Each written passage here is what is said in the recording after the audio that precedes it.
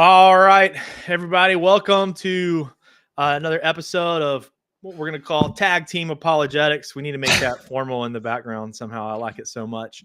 Hosted by myself, Tim, on Conversations with Christians, and my buddy Aaron on his channel, Presup Ninja.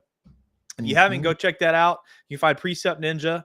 Aaron, you can drop a link in the comments if you want, or just go head over to the Presup Ninja page. Brand new spot. Aaron's going to be posting some original content in there, some new stuff you're not going to find on my channel. So definitely would recommend go checking it out. Aaron, how are you doing, man?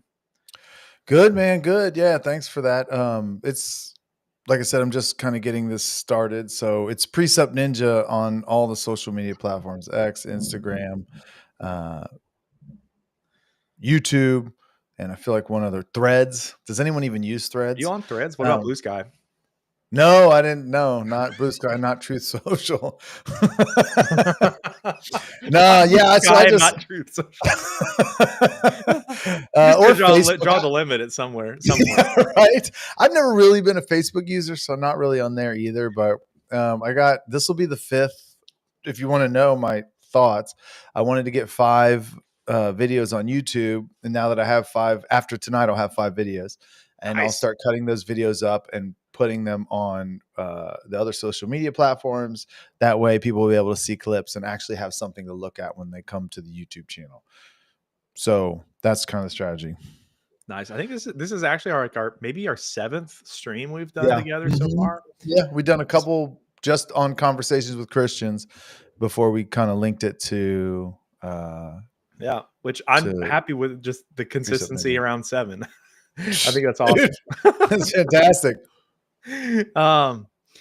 Hey guys, for anybody in the chat, if you could let us know if our audio sounds good, or if our our mics sound pretty balanced and stuff like that before we cut in to the rest of the stream. But tonight is going to be a little bit different. So in our previous streams, like we've been talking about, we've done some reaction to some different videos and things like that. And a couple people have asked to come up. They want to talk to us. We try to interact with the comments and bounce those around between Aaron and I on the stream as much as possible, but we haven't brought anybody up yet to actually talk with us live. So this is our first time doing this, and we're going to dedicate a whole stream to it. Try to kick around a couple of rules or kind of guidelines that we're going to operate with tonight. So we're only going to do one person at a time. We're only going to bring up one guest at a time. We're not going to have a whole panel going up here. One person up at a time, and we're going to try to keep it to about 15 minutes. I thought about putting up a timer just so one topic doesn't dominate the whole stream, and we get multiple people. Here, a little bit louder for Tim. I'll move my mic up right there. Multiple people chances to talk, just kind of for variety through the stream. I don't have the timer, but we're going to keep that in mind. 15, 20 minutes, depending on how the conversations go. We're going to do our best not to cut anybody off, but we want to have a friendly dialogue. And our theme tonight, Aaron, do you want to introduce that? Kind of our overarching question for this. Oh, yeah. So I love it. We start with already a critique of presuppositionalism. So we've never heard no non-Christian takes Presup seriously. We've never heard that. So I would say this: as Christians, we don't base what to take seriously based on what atheists mock, because y'all mock everything. So what non-Christians mock is not like a standard of what's serious. I'll just put that out there. That's based off of Omar's comment. But we just wanted to give you the opportunity to come on and talk about, for the atheistic worldview. And I know that there's many flavors, and you'll probably say atheism isn't a worldview. That's fine. The worldview is a worldview is a framework of presuppositions that inform how you engage the world. Atheism is one of those presuppositions. I would argue the most foundational of those presuppositions, because from atheism flows everything else: naturalism, materialism, pragmatism, whatever. So I would say it's the most foundational. So I don't think it's actually inaccurate to say an atheistic worldview, since all of your other presuppositions are based in atheism. But hey, come on here and tell us why your worldview is true. Why should we evaluate the world through your lens. Why is it the default that we should use as the standard of truth? So, right? Does that sum it up what you were thinking? That sounds good. Just simply put, tell us why your worldview is true. Mm-hmm. Know from you why what you believe about the world is true. We are expecting positive claims. I'll say that Apologia, you guys are probably familiar with him. He tried to pull on X this week atheism is just a lack of belief comment. And he started to get roasted, I think, a little bit, and he deleted it. Who did that? Apologia. You know, really? Yeah. He got roasted for it? I'll say I think I roasted him. Maybe I was the only one that got it. Oh, well, I mean, when I say roasted, I mean, when I say roasted, I mean like it was me. But he took it down. He deleted it. He took it down. I put a comment up and just kind of said, like, you know better. Like, this is just a line, a kind of a shtick that atheists say. But it's certainly more than a lack of belief. But he deleted the comment pretty fast because I think he knew the tsunami that was probably about to hit him. But here's what we're going to do, guys. This is a learning experience, so be a little bit patient with us. Also, please don't come on here and just be totally unhinged. We're going to do our best to have a respectful dialogue with you guys. And so we ask that you would do the same with us. And so with that, I'm going to go ahead and post the link in the comments. So can I just real quick, I just want to piggyback on what you just said.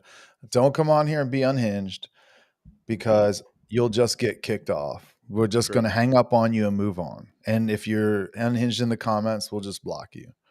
So it's got to be respectful. It's got to be meaningful. So just keep that in mind. Like it's not going to be like, oh, we'll try to work through this. Like if you come on here unhinged, it's just going to be, you're gone. Yeah. Right. We'll move on to the next person. And if there is nobody, then me and Tim will just pontificate about the world. That's right. We'll go watch some. We'll bring out some atheist experience. Trust me, there's plenty of YouTube videos we can interact with. We'll have a cackle. All right, we've got our first person up, our buddy Mauricio, and you don't need a camera, by the way. So I'm going to bring up Mauricio. Welcome, man. Hi, how you doing? So I want everybody to know that Mauricio and Aaron and I, we all know each other in person, which is awesome. Mauricio saw some of our videos and he loved them so much. He thought they were the best things he'd ever seen. He just learned incredible amounts of information. And he said, I really got to meet you guys. He said, your arguments cannot be overcome, so I must come meet you. Is that about right, Mauricio? No, I actually went to troll, specifically to troll. and I got what I wanted.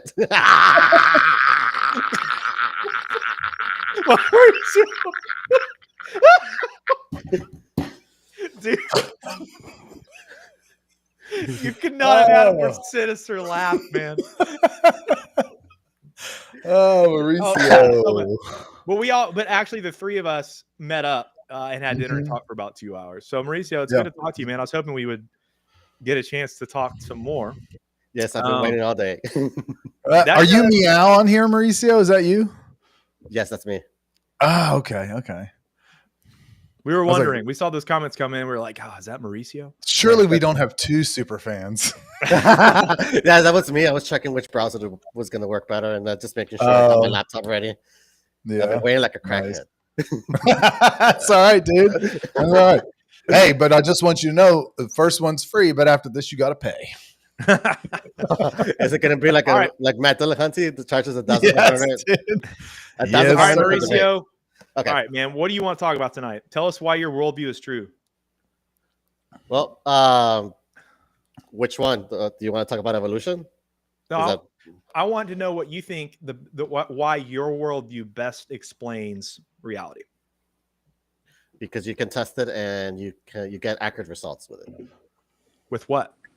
Well, I mean, I pointed out evolution, but you said you didn't want to talk about that. So no, we can talk about that. I'm just asking you what the best reason is for your worldview, and you said, I think you said because we can test it, and test what? Can you be a little bit more specific? Well, from what I understand, though, like you and Aaron dispute certain mechanisms of the theory of evolution, right? You trust some of them, but you don't trust all of them, right? Yeah, I would say I trust things that are observable. Most of neo-Darwinian, like tree of life evolution, actually on our last video, I don't want to take up all your time, Mauricio, but on our last video, Forrest Valkai was talking about this definition of evolution. And if you're talking about like, single-celled organism to all of the diversity of life we see today, Okay. no, I don't see. That's a theoretical model that isn't backed up by observational science. But if you talk about like organisms change over time, yeah, I mean, that's obvious, right? We can see that. We can observe that. We do that experiment in high school biology. So yeah, so as long as we're using that definition, if that's what you mean by accept some but not other parts of evolution, yeah. Well, I mean, from the 50 comments I left on your previous video, that's what I know, dude. I was like, how about one long comment, Mauricio? I did leave one long comment to one of your long comments too. Oh, good. Oh, nice. I'll have to check it out. Mauricio, hey, I'm curious, man. If evolution, like, if you could be convinced that evolution was untrue, would you become a Christian? No, because Christianity still needs to beat the burden of proof. It still needs to pass through the scientific method, and it cannot pass through the scientific method. Okay, so then you don't think evolution is necessarily the best reason to believe that your worldview is true. So what you're saying, you said you would not be a Christian because Christianity hasn't met the burden of proof. Well, I'm asking. Oh, go ahead. It hasn't passed the scientific method, and it cannot pass the scientific method. There's no test that you can have to be able to test God to see if he's real or not. But if he was real, would you be able to test him via the scientific method? Depends what God, and it would depend if your God wants to interact with you or not, which would be very difficult to know. Right. So you couldn't necessarily prove Christian, or you could not test Christianity. That wouldn't be a valid test to test the truthfulness of Christianity, right? I cannot think of a test to be able to prove if your God is real or not. So let me. Oh, go ahead. I'm sorry. No, go ahead. I mean, I finished. Tim, did I interrupt you? I didn't mean to interrupt you. No, go ahead, Aaron. So is this like scientism? Are you saying that science is like the paradigm way that we gain knowledge or have truth about the world? I would say science is our best tool that we have at the moment. It doesn't necessarily mean that it's the only tool we have. I mean, we could see things. We have our senses to be able to tell, but our senses don't always comport to reality or to science. So that's a really good point. We'll hold on to that for a second. Our reasoning, our senses don't always comport to reality, but what about the scientific method itself? If you turn your skepticism on the scientific method, how would you validate the reliability of the scientific method? Through tests. Well, what? Don't do the scientific method? Because that sounds like circular reasoning to me. So if the scientific method you're saying is the foundation, it's the paradigm way, it's the way we gather knowledge, how do you know that's true? How would you test that? The only way I have is by testing the scientific method and by having others test the scientific method with me. Well, that's what I'm asking. I'm asking how you test the scientific method. What's that grounded in? In other words, the scientific method is based on some things. One, you already mentioned the reliability of your senses, your ability to reason. It assumes the uniformity of nature, right? It assumes induction. It assumes its own reliability. All of those things that I just mentioned, it assumes objective morality, right? Because in order for it to have meaning, we have to value truth-telling. So if you're not telling the truth, who cares if you do an experiment? So those things, let's say objective morality, induction, uniformity of nature, your reasoning, and the scientific method, all things must be true before the scientific method is meaningful. So how do you test those things? Like how do you validate the scientific method? I would disagree with the humans telling the truth, that we have to know that the humans are telling the truth, because that's why we have the scientific method, to be able to try to weed out those, because we know humans are fallible, so we try to weed out those. Yeah, okay, that's fine. Even if we reject that one, I would say it still assumes truth telling, because if if I use the scientific method and then I lie about it, that doesn't help anybody. That doesn't get you to truth. So you need me to tell the truth about what I've done. But regardless, if you want to get rid of one of the four, if you want to get rid of one of the five, those other things must be true before the scientific method has any meaning. So how do we validate those? If the scientific method is the paradigm way to get knowledge, how do we justify those other things? Or like, how do we justify the scientific method itself? How do we just, in your worldview? In your worldview. In my worldview, I have a justification, and it's in the nature and character of God. I'm asking from your worldview, why do you appeal to the scientific method? Well, the problem is that if I may attack your worldview, you're just saying God did it, but that doesn't give you an answer to anything. It's just, I appreciate what you're doing, but that's a distraction because I asked you a direct question, which is how do you, in your worldview, justify your appeal to the scientific method? You're responding by saying, yeah, well, but your worldview is okay. That's fine. We're not analyzing my worldview right now. I'm asking you. I'm going to say the only way we could do it is because we test it. We don't have any other method. How do you test? That's my question. How do you test the reliability of the scientific method? Tell me what you do, because you assume it works, and I'm asking you to tell me how you know. Does that make sense? Does that question make sense?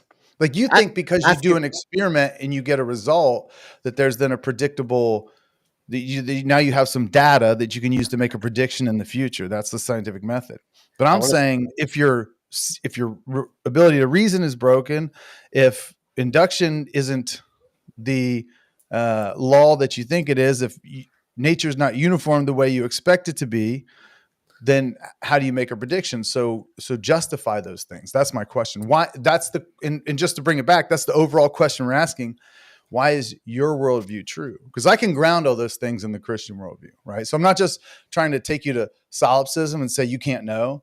I'm also offering a worldview that can answer those questions. So I'm asking, in your worldview, how do you answer those? Well, like I said, we can only test it. You can test it, via what we know today. Like, for example, 1 + 1 = 2. So we can make an experiment to test that 1 + 1 = 2. And if it comes out right multiple times, every time we do it, then we can say the scientific method works. Is consistent, maybe? Is that what you're saying? Yes. By works, by saying that you get consistent results. Correct.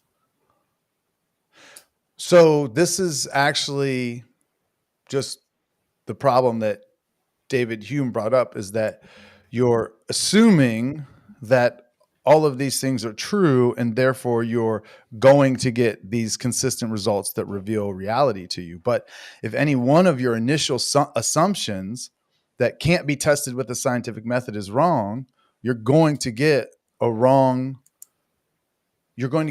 information about reality, right? So I'm not saying you're not getting true information. I'm saying, tell me why we should trust the scientific method given your worldview, right? So I trust that the scientific method works for you and for me. In my worldview, it makes sense because I have a God that has given me this tool to explore the world. And because of his nature, I can expect my reasoning to be generally reliable. Obviously, there are problems with people's minds, but generally reliable, that nature is going to be uniform, that I can expect the past to be like the future, right? I have a grounding for that. So it's like, oh yeah, when I do a scientific experiment, I should expect consistent results because I have a God that grounds all that. I'm asking, take God out of it. You're appealing to the scientific method. What's your justification? What's your grounding? Tell me why I should trust that in your worldview. Well, I mean, the only thing I have is because we've used it in the past and it's given us consistent results. So I would say the reason you've been able to use it in the past and it's given you consistent results is precisely because atheism is false and God exists. And because of God's nature, because he makes the rain shine on the just and the rain fall on the just and the unjust, right? That he gives common grace to everybody. You've been able to use his tool, even though you maybe don't use it appropriately because you want to use it against him, but you've been able to use his tool. So I can actually account for your ability to use the scientific method as well. I'm waiting for you to account for your ability to use it in your worldview without an irrational circular argument. Can we change the God to flying spaghetti monster to see if it makes sense? No. But when you do that, Mauricio, what you're showing is that you're immediately revealing to everyone that your worldview is insufficient in explaining and justifying reality. So sometimes when they respond to presuppositional arguments, they'll kind of create their own God, and they'll say, well, I justify it because the flying spaghetti monster is necessary for a uniform nature. And you can start to build a deity and argue that way. But what you've immediately done is just given up the whole game, because you immediately cede what you actually believe about the universe. Does that make sense, Mauricio? No. Could maybe Presup Ninja say whatever Tim was saying in a different manner? Yeah, Aaron's better at explaining this than me. Go ahead, Aaron. Well, I'm sorry. I actually started to respond to someone who said more typical Presup. I'm allowed to have presuppositions. You're not. And I was saying we encourage you to have presuppositions. But what did you tell me what you just said there, Tim? I only half heard it. I'm sorry. Yeah, don't read the chats. Yeah, I got caught in the chat. That's my bad. I got caught in the chat. What I was saying was that when Mauricio brings up a flying spaghetti monster and says my presuppositions are justified, or the uniformity of nature is justified upon the flying spaghetti monster, I'm giving you license to argue like that, Mauricio. Like, you can try to justify all of reality based off the flying spaghetti monster, but the biggest thing that you've done is given up your own worldview. Yeah, yeah, go ahead. Oh, I was just going to say, yeah, I think it's interesting that when faced with this challenge, you immediately abandon atheism and move to theism. Now, it might be mockingly the flying spaghetti monster. It might be mockingly the flying spaghetti monster. Okay, that's fine. But what I'm saying is that you are innately aware of the fact that you can't answer this question given your worldview, and so you switch to theism. So the question is, instead of trying to fight presuppositional apologetics or Christianity, why don't you just ask yourself the question, well, why is my worldview insufficient to answer these questions? That is what is the important question to ask. The problem is that your reasoning is, let's say I cannot give you an answer. Yours is just God did it, but that is not an answer to anything. That's not really the no. That's not even what we're saying. We're addressing. Yeah. It's in the nature of justifications, Mauricio. You're saying what we're basically hearing from you, Mauricio, is it works because it works. Like, you're just saying, I don't know, it just works. Like, it works. I accept it. There seems to be uniformity. Perhaps that could change tomorrow in nature, and that would be consistent within your worldview, Mauricio. But it just works because it works because it works. But the problem is that's open for improvement, and the problem with yours is it's religion. It's not open for improvement. It's just God did it, and that's it. There's no more questions to be asked. I mean, I can argue like you, Mauricio, which is just God is because he is, and I don't know, because it works. It works. God exists because it works. Like, that doesn't answer any questions. The problem is that you cannot give me an experiment in which your God exists or your God works at all. Mauricio, you already acknowledged that a scientific method, a scientific experiment, would just be inherently insufficient in demonstrating the existence of God. If he did for sure actually exist, you still wouldn't be able to tell via the scientific method. Right. Like, you keep appealing to a scientific method that you can't ground. That's what I'm asking. And here's the thing, like, for all the people in the comments who are hating on Presup, and for anyone who's frustrated with this question, don't read the comments, but okay. Okay. No, but I'm just referencing them. You're right, Mauricio. I'm listening to you.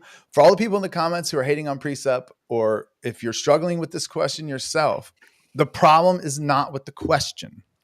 The problem is with the worldview that can't answer the question. Because Tim and I can give an answer to the question. So if you're fumbling around answering the question, ask yourself, and I'm not saying go right now and become a Christian. I'm saying ask yourself the question, why can't my worldview answer these questions? Instead of attacking Presup. Presup's not the problem. The problem is you can't answer a very simple question. And if it was so obvious and so self-evident, and Presup was just a rhetorical question, rhetorical trick, then just answer the question. Put Presup away. I mean, Van Til made this up 100 years ago. Put it to bed. Ground these things. But here we are 100 years later, right? The problem is that I can't answer the question, and neither can you, because it's just God did it. No, no. That's what I'm hearing. No, it's not just God did it. Let me try to tackle the difference here. Okay. Yeah. We see something happen, like a supernova out in space or whatever it is. And we look at that and we go, I don't know how that happened. God did it. That's kind of what you're saying that we're saying. Yes. But we are not saying that. What we're saying is when you do something like the scientific method, let's say I want to figure out how supernovas work or something like that. You pick. There are certain tools that you have to use just to make that assessment, to choose your variables for the experiment, to create a hypothesis. There's all kinds of stuff, your logic, your reason. You're assuming the uniformity of nature, which means that what happens today will happen tomorrow, or in the same way will happen tomorrow. And what we're saying is, like, you need to justify the use of all of those things, and that the atheistic worldview is insufficient in justifying those use. Like from the atheistic worldview or naturalistic worldview, to be more specific, you have no real reason to believe in the uniformity of nature, except that it's been uniform so far. Like you would, if you were going to be consistent, Mauricio, you would have to acknowledge, and I think we talked about this when we were in person, that fire is hot today, but perhaps it will be cold tomorrow. And if it is, I shouldn't be really surprised, other than would you just look at that? Because I have no reason to think that fire will be consistently hot at all times. Okay. But like, we keep going back to this. Your explanation keep saying God did it. Like for that supernova, for you to explain the supernova. Okay. No. Go ahead. What we're saying is, in order to expect these things, in order to justify an appeal to these things, in order to give foundation and grounding to you using these things against God, I'm asking you to give the foundation on which you trust these things, which you are unable to do. I'm not saying God did it. I'm saying, tell me why I ought to listen to you. Make your worldview matter to me, right? When I can make my worldview matter to you, because you have a transcendent God who is the creator and judge of the universe. And ultimately, you can make fun of us on our podcast, but one day you stand before him and you give an account for who you are and what you've done. So when we talk, not that our words matter, but the subject matter, God, it's universal in its application, right? So it does matter. And I'm asking you, in your worldview, why should I trust Mauricio's? Why should I trust you just appealed to a flying spaghetti monster. Why should I trust your ability to reason about anything? Right? So that's what I'm saying. Make it matter to me. Does that make sense? It makes sense, but I guess let me turn the tables back on you. Let me give you all the toys to play with your Presup tools. Mm-hmm. How do you get from your Presup tools? No, ignore me. I'm making fun of someone in the comments. I know. Don't read the comments. Go ahead. That's like throwing you a paper ball in the head. Like I'm just it's like a spin-wad. The spin-wad hit me in the head. All right. Hey, Mauricio, kind of one last thing, man, and then we got to bring up somebody else. Okay. Good. No. He's saying finish your thought, Mauricio. Yeah, whatever you want to say. We can kick it around for a minute, but we got to get somebody else up here. I'm giving you all the tools to play with, for your Presup tools. How do you get for something like atomic theory from your presuppositional tools? Well, I'm not saying that presuppositional apologetics, which would be a philosophical methodology, is what you would use to do some sort of very specific science experiment. What I can say is that the reliability of that experiment that you do is grounded in the nature of God. And if you don't have, and if you don't have that kind of transcendental foundation, then the experiment doesn't matter. And if you're saying, I don't need God, I'm saying, okay, great. You don't need God. What replaces him as the foundation? And if all you're going to say is the scientific method, well, I mean, I would just say, see David Hume. Why can't it just be nothing? You can, Mauricio, you can say, I don't have anything, but you have no real reason to have knowledge, to trust what happens today is going to happen tomorrow in terms of scientific experiments. No reason to expect consistency in terms of things like the atomic theory, like you mentioned.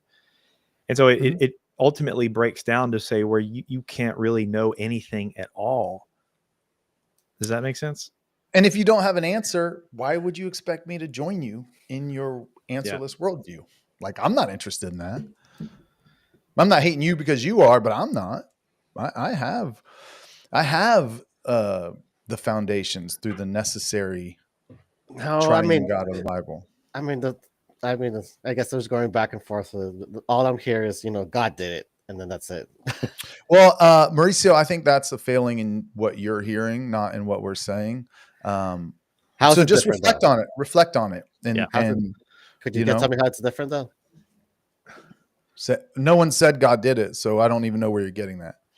So I'm just saying God is the one that's in charge of all these rules for like the scientific method. We're saying he's necessary for things like for logic and reason, uniformity of nature, rationality of our mind. Yeah. Yes. What I would say is the scientific method is not the best way to gain knowledge. The scientific method is the best way to gain a very specific type of knowledge that gives you a very limited understanding of the world. But you also need theology and philosophy to have a complete understanding of the world. Yeah. And so science is grounded in philosophy. Philosophy is grounded in theology, and science keeps theology and philosophy on the ground and not becoming abstract and esoteric. So all three need each other. Science in itself is why we call it scientism, where you would say like, hey, the scientific method gives me all the truth that I need. It's insufficient because it answers nothing in terms of ethics. I mean, even to say that the scientific method is the best way to pursue knowledge, that presupposes a philosophy in front of it. Right. That presupposes a philosophy. So things like right and wrong, or what I should or shouldn't do in a situation, what should be like, what should be against the law, what should be allowed under the law. All of these things are questions that science is insufficient in answering. I'm saying science is great. It's important. But to say that we've just got the scientific method is an insufficient way to look at the world. Yeah. All I need is the scientific method. Because it doesn't even answer questions about itself. In order to answer questions about science itself, you turn to philosophy and theology. So the problem is, why can it not just mean nothing? Like nothing supports the scientific method. It just works because it works. Okay, great. But that would make your appeals arbitrary and irrational. If you're saying, hey, I live in an irrational world, that's fine. What I would say is that's ultimately where atheism ends up anyways, because those justifications aren't there. So you just have to shrug your shoulders and go, I don't know, it works. You can go your whole life like that. That's fine. That's irrational.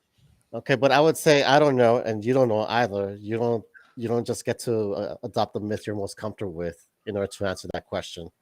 Well, I'm not adopting the myth I'm most comfortable with. I'm actually rigorously philosophically defending God as a necessary precondition, which you have not been able to address yet. So, hey, Mauricio, I want you to have the last word, man. Go ahead. Whatever you want to say, and we'll leave it with that.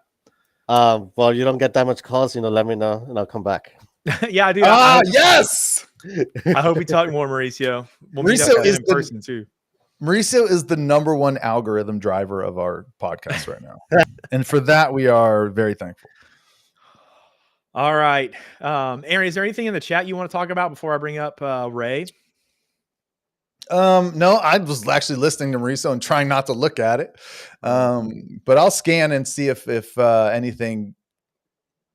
While you're looking at that, guys, I appreciate everybody hanging out. This is keep the chats going. Usually we've kind of prioritized the chat and interacted with those in previous streams. Tonight is a little bit different because we're running this as an open mic, which means we've shared the link. You might have to scroll up in the chat to get it. And we're for 15, 20 minutes inviting different people to come up, looking for naturalists, atheists, secularists, materialists, things like that, to come on and kind of tell us why you think your worldview is true or best explains reality, and kind of bat it around a little bit like Mauricio just did. That was a good conversation. Okay, so we have someone in the back room, so I'm not going to take long. But do you see Dagobah Dave and his comment on skepticism? Skepticism is the most reliable. Do you see it? Like 10 down. Oh, I might be further down now. No, I'm not sure. I passed it. It's not that far down. Oh. He's kind of blowing it up right now. But... well, hey, I'll just read it. He says, skepticism is the most reliable method for determining what's most likely true. And I would say, is it? Or should we be skeptical of that as well? And with that, we can move on to the next person. All right. Ray, what's up? Welcome to the stream. Hey, not much. Can you guys hear me? Yeah. Yeah. Hey, how's it going? It's going good, man. Yeah, good to that's cool. That's cool that you guys are doing an open mic. Is this like your guys' first time doing this, or do you guys do this a lot? Or no, it's first our first time, open stream. Mm-hmm. Oh, that's cool. Yeah, right, winging a prayer here, dude. That's why we were like, don't go ham, because we're too new to this. I don't even know how to like filter you. So if you go ham, we're just gonna like shut it down. No, that's cool.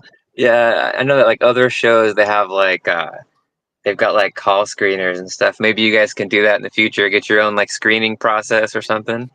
Dude, that would be awesome. Right now, Tim is the host and the moderator and the screener and the he's nice. everything. All in one. It's nice to hear your voice is nice. So like you sound pleasant. So that's good. So Ray, what do you think about the prompt, man? Why is your worldview true?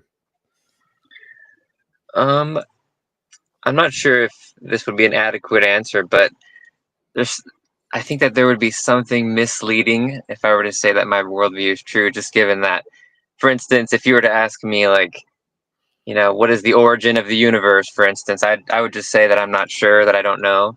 So I'm not sure how much it would make sense for me to say that my worldview is true. I'm not trying to, like, you know, create a dodge here. It's just that I'm not sure. It's honest. But I mean, if you wanted to pick like a specific topic, we could totally talk about it, though. But I mean, would you say that you're more of a agnostic than an atheist? Yeah. How would you describe your worldview? Yeah, it's weird because people use those terms kind of interchangeably. I know that some people, when they think of atheist, they think of like the strong atheist position, like the there is no God position. And then some people use it as like, you know, just some people say that all agnostics are like atheists, really, even if you're just not convinced. So I don't really know how you guys use those terms, but I would probably describe myself as a bit more of like an agnostic or like a softer atheist. Like I'm not going around saying that I've disproved God's existence or anything, but more so just that I'm not convinced at the moment. Okay. And why would you say, go ahead. Yeah. Go ahead, Tim. No, same thing. Well, you kind of, you know, what's your biggest issue towards God? Like, yeah. I guess even the short answer would be I've heard many arguments for the existence of God. It doesn't seem like, and again, I could just be missing something, but I don't really think that the burden of proof has been met.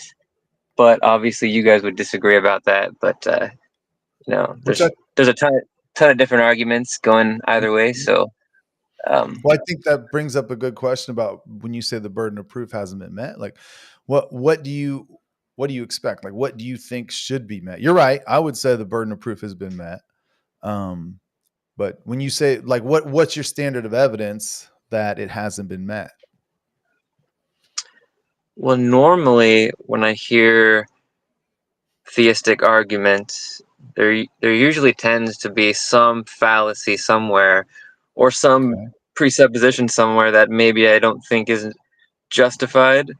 It depends on the argument though, because there's a ton, right? Like there's some people will argue based on like the moral argument or like the argument from contingency or whatever. There's a whole bunch of different ones. So I guess it probably just depends on the argument, but normally I've noticed that there's at least a problem or two lying there somewhere. Would you say that you have presuppositions? Do you think Yeah, you I'd have say so. presuppositions about the world? Mm-hmm. Do you think all of your Definitely. presuppositions are justified? Not ultimately in like some ultimate sense, but I think that I try to minimize them. So like I'm sure that you and I would agree on many of the presuppositions. It's just that I would say that there might not be some ultimate ground that we've discovered that lies at the bottom of all of them, but I try to minimize them as best as I can. But when you're talking about ultimate starting points, isn't that grounding what's important?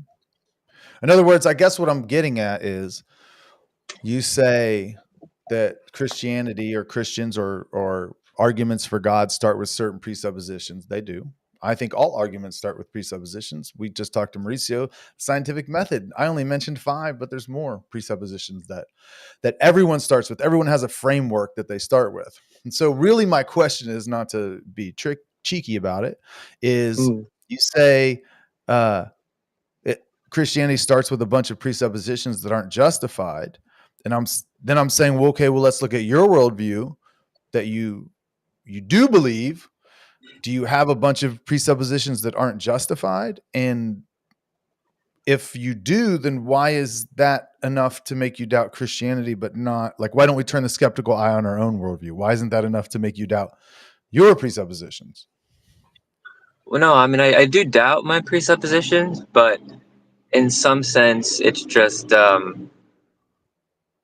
would say, like for you guys, and I hope I don't mischaracterize the way you guys think about it, but I think that for you guys, you might say something like the reason why those presuppositions work is because there's a God lying at the bottom of all of it. And for me, I'm saying that I'm not sure if anything really lies beneath them. Like, like take like the laws of logic, for example, like the law of, non-contradiction, excluded middle, identity, whatever.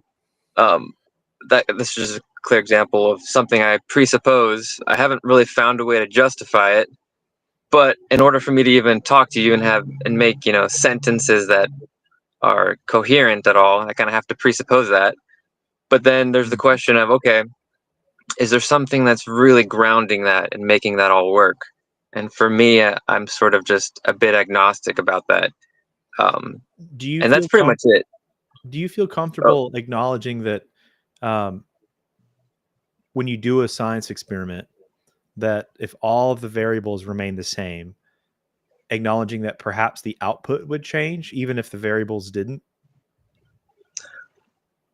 You mean sort of like are you referring to like the problem of induction, that sort of thing? Mm-hmm. Yeah. Or like, the experiment tomorrow? Yeah, I mean, the way that I view it, and I think that there was this one physicist who said it really well. I guess his name was like Richard Feynman, I think. I'm not really into physics that much. I just happened to see a video about this. But the way he would describe it is, when you perform an experiment, it's not that you've necessarily confirmed your hypothesis. You've just shown that it hasn't been proven wrong yet, because you don't know what tomorrow's experiment is going to show. And so that's sort of the way that I tend to think about it as well. Yeah, he's still assuming within that, he's not assuming that uniformity of nature changes or that the future will be different than the past has always been. He's still making those assumptions, which in his worldview would be ungrounded. What he's saying is that given those assumptions, someone might prove your experiment wrong. I don't think he's giving up those base assumptions. I don't know, because I think he's acknowledging that we might not have some ultimate ground to assume that tomorrow's experiment, there's like that necessary connection there, right? I don't think he's assuming that. I think he's saying that, look, whether or not we can find that necessary connection or not, science might not really do that, but there are still regularities that we can notice, and as long as the go ahead. Well, Sorry, I think the principle that he's probably communicating is true, in that like science never stops. Like let's say we prove the theory of gravity as thoroughly as we can, and yet it still should remain open for someone to disprove the theory of gravity or something like that until somebody comes along. But in a simple experiment with chemical A and chemical B react and produce compound C, it just at a very basic level would not change unless there was some other variable added to that equation. I think he would probably agree with that. I wish we could ask him, because I don't know. Actually, Yeah. But let me ask you this, Ray. Yeah. Let's say for the sake of the discussion that you drive a blue car, and you're sitting in your office or your room tonight participating in the stream. Do you know that in fact your car outside is blue? I mean, not with like absolute certainty, but if you're just using knowledge as like, am I confident in? Do I believe that that's the case? I would say yeah, but I'm not claiming to be absolutely certain that the wavelengths that are bouncing off of that thing are blue or whatever. But if you're just asking me if I'm, go ahead. I appreciate. Sorry, I didn't mean to interrupt you, man. But I appreciate like I think you're shooting for consistency. And I do appreciate that. But I think you do know that, like you do know your car is blue. Yeah. Well, I would say that I would express that to people like, oh yeah, my car is blue, like in a colloquial sense. But if I really had to sit down and if like some philosopher came banging on my door and be like, hey bro, justify that to me. Justify the fact that you can't see your car right now and it's blue. I would have to acknowledge some uncertainty at least. But just in a colloquial sense, I would totally say I know my car is blue. So I don't mean to interrupt you, Tim. I just want to say that's the thing you should be questioning, right? Is why can some philosopher bang on your door and challenge you as to whether or not your car is blue, and within your worldview, you can't answer that question, right? And the follow-up question I would pose to you is for you to think about, is then maybe the worldviews should be abandoned. Maybe it should be changed. Maybe it should be edited. Maybe it's not a problem with the question. Is it a problem with the question? I should say. I don't mean to tell you what it is. Is it a problem with the question, or is it a problem with the worldview? And I think most people, and like when they just hate on presuppositional apologetics, or they hate on anyone that wants to talk about first principles as a rhetorical tactic, it's because there's a serious deficiency in the worldview, but rather than address that, they're attacking the question. I don't think you're attacking, but I'm saying like, don't like, don't be skeptical of the question. Be skeptical of the worldview that can't answer the question. That would be my advice. And I want to say, we'll give you a chance to respond, Ray, but and all that to say, like, that you do know things, like that you do have knowledge, like you can know things, and you should seek a worldview that can justify your ability to have knowledge. Right, like when you just say, depends on. Go ahead. Sorry. Just real quick, I don't know. When you say I don't know if my car is blue, if you really pushed me, I would say that probably doesn't actually line up with your lived experience or the way you live your life day to day. So you're being consistent, and you're like, okay, well, these are the things I believe. So if you really push me, I'd have to say no. But I want you to analyze that. Why, if you really push me, I'd have to say no. That's the part. Does that make sense? It makes sense, but I don't know that I'd quite say that. It's not that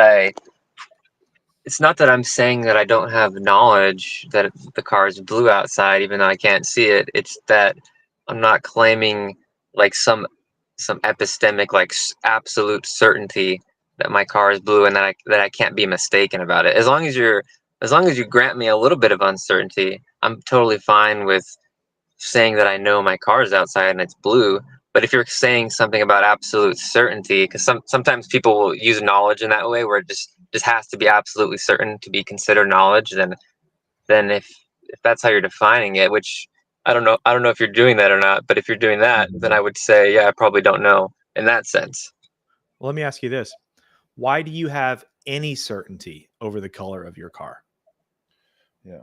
Like think less about individual facts, right? It's not about the certainty of the fact of the car, but why do you expect anything to be certain given your presuppositions, the presuppositions you have now, right? If the world is the way you presuppose it is, if the world does act according to your base presuppositions,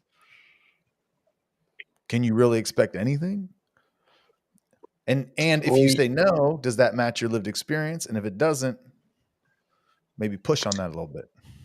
Well, the thing is like, I think that this all goes back down to, the problem of induction. I mean, ultimately, do I have some ultimate grounding where I can really point to and say, this guarantees that my experience tomorrow will be just like it was today? Not necessarily, but I think that I can still have confidence with uncertainty involved.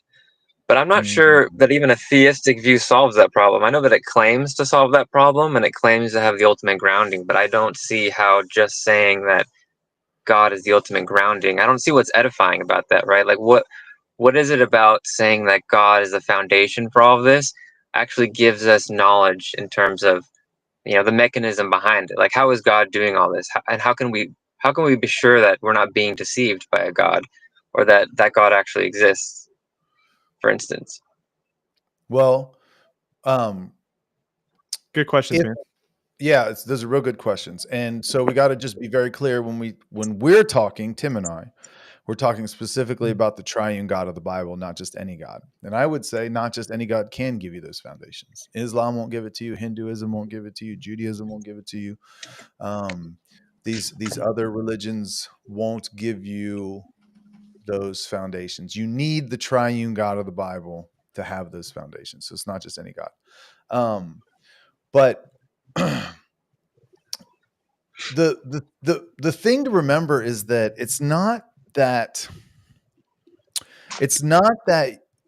we're saying you as an unbeliever are bumping around the world with no knowledge. What we're saying is you're bumping around the world with knowledge, but your worldview can't ground it, can't account for it, can't give you the foundation to be certain. You are certain every day as you live your life. You're certain about a lot of things without even thinking about them.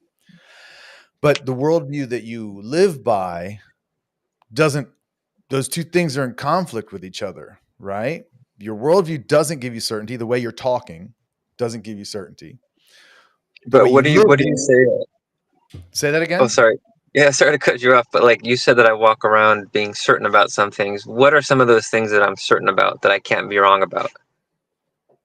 I mean, just you're like that you're participating in a stream right now with the future will be like the past, that nature's uniform, that your reasoning is basically reliable. I mean, obviously there are faults in this fallen world where that might not happen, but generally speaking, for almost everybody, your reasoning is reliable. So these things that you take for granted, when you wake up in the morning, you don't go, gravity's still working, I'm glad I'm not floating to the ceiling, right? There's these things that you expect to happen for certain, that your car is not just going to float away as you are driving down the road, that people are going to be logical, that contradictions don't exist in nature, or I should say nature, but just exist in reality. You expect that, right? And you expect without thinking about it. Now, like you said, if someone starts pressing you on it, you start thinking about your worldview, and you go, "Oh, really? In my worldview, with the way I think about things, I can't tell you why I expect there to be no contradictions, but I live as if there is." And what I'm saying is, see that tension. You have first order beliefs and second order beliefs. Your first order beliefs are what you really believe. Your second order beliefs are your beliefs about your beliefs, right? Yeah, but I wouldn't say though. Well, go ahead. Sorry, I didn't mean to cut you off there. Well, if you understood me, I'll wrap it up real quick. Your second order beliefs, I think in this instance, are I don't have certainty. That's what you're saying. That's your beliefs about your beliefs. But I think that your actual first order beliefs, so that you do have certainty, because I guarantee you, I don't know you. I'm not following you around, but I would be willing to bet that you go through the world with a great deal of certainty. Yeah, but this is where, and who knows, maybe it's just language that's getting us to talk back past each other. But I think that the expectation that I have for things to be sort of just like the past and the future, and for instance, me being in this live stream right now, and claims like that, I understand that I can have reasonable confidence with those things. But if I were to honestly reflect on that, it's like, can I actually demonstrate that I'm not just a brain in a vat, or God's just deceiving me right now, and I'm not really in a live stream, and he's just dumping that stuff into my head, and you guys don't really exist? I don't think that I have that level of certainty. I think that that would be disingenuous of me to say that I've just ruled all that out. What I would say, though, is that I don't have any reason at the moment to think that all that's happening, despite the fact that I can't rule it out. So it's like, I wouldn't call it like absolute certainty, but I would definitely say I have reasonable confidence and expectations. But what would you need? What would you need to have certainty? To have the certainty that you live with, for someone to press you and you actually be able to say, nope, I'm sure of this. What would you need to have that certainty? well, if I was one thing that would solve that problem, if we're just talking about like absolute certainty, because again, I say that I'm certain in life, just in a colloquial sense, not like in some philosophical sense. But if we're talking about like absolute certainty, maybe if I was like omniscient or something, and I just knew that I wasn't being deceived. Okay, so omniscience. What else would you need? Well, essentially, it would be sort of what you guys would probably describe as like a god, essentially. But I'm saying, like, if I was that god, Right, exactly. So no, Ray, you're right. You're thinking right on the right track. What would I need? Well, I need to know everything. I would need to be able to control everything. I would need to be good. I need to be faithful. I would need to be just. I would need all these I don't know things, about right? all that stuff. The other stuff seems extra, but at least the knowledge part. It seems extra, but we could push it, right? Because if you're not good, then you, like you said, you could be deceiving people. If you're not faithful, then you could change whenever you want. If you're not just, then you could mistreat people by deceiving them, right? So if you're not personal, then it wouldn't matter to the other people that you're engaging with. So these things, we can defend each one of them. I did add things. You can defend each one of them. What I'm saying is, the more we start fleshing this out, the more what you start saying is, well, I would need to be God. And specifically the triune God of the Bible, if we kept pushing you. And so what I would say is not that you need to be God, but that's exactly why we say God is the necessary precondition. He's the necessary foundation, which I think you just started to explore from, as yourself, like, well, I would need this, I would need that. But we could take it outside of you and just say what you actually need is a being who's all of those things. And then that would give you the certainty that you would like to have as you bump around the world.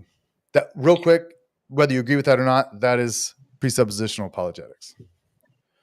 I hear you. And my whole thing is that I understand that that's the reason, and those are like the preconditions for what people view as certainty. But then it's a different question altogether about whether or not such a being actually exists, and whether or not he is actually pumping all that certainty into everyone's brains. And so I think that we can define things in such a way to where we can try and figure out what would the preconditions be, what would actually be necessary for me to have this sort of certainty.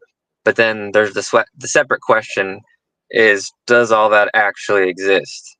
And so that's but Ray, I think we can observe the world around us and see that knowledge, reason, the existence of truth itself does exist. And as such, presupposes a rational, consistent, and truthful God. Sorry, Tim. I'm sorry. No, that's it. I was just going to say that's literally the definition of necessity. Like, you're saying, well, yeah, we can see that these things are necessary, but that doesn't mean that they're there.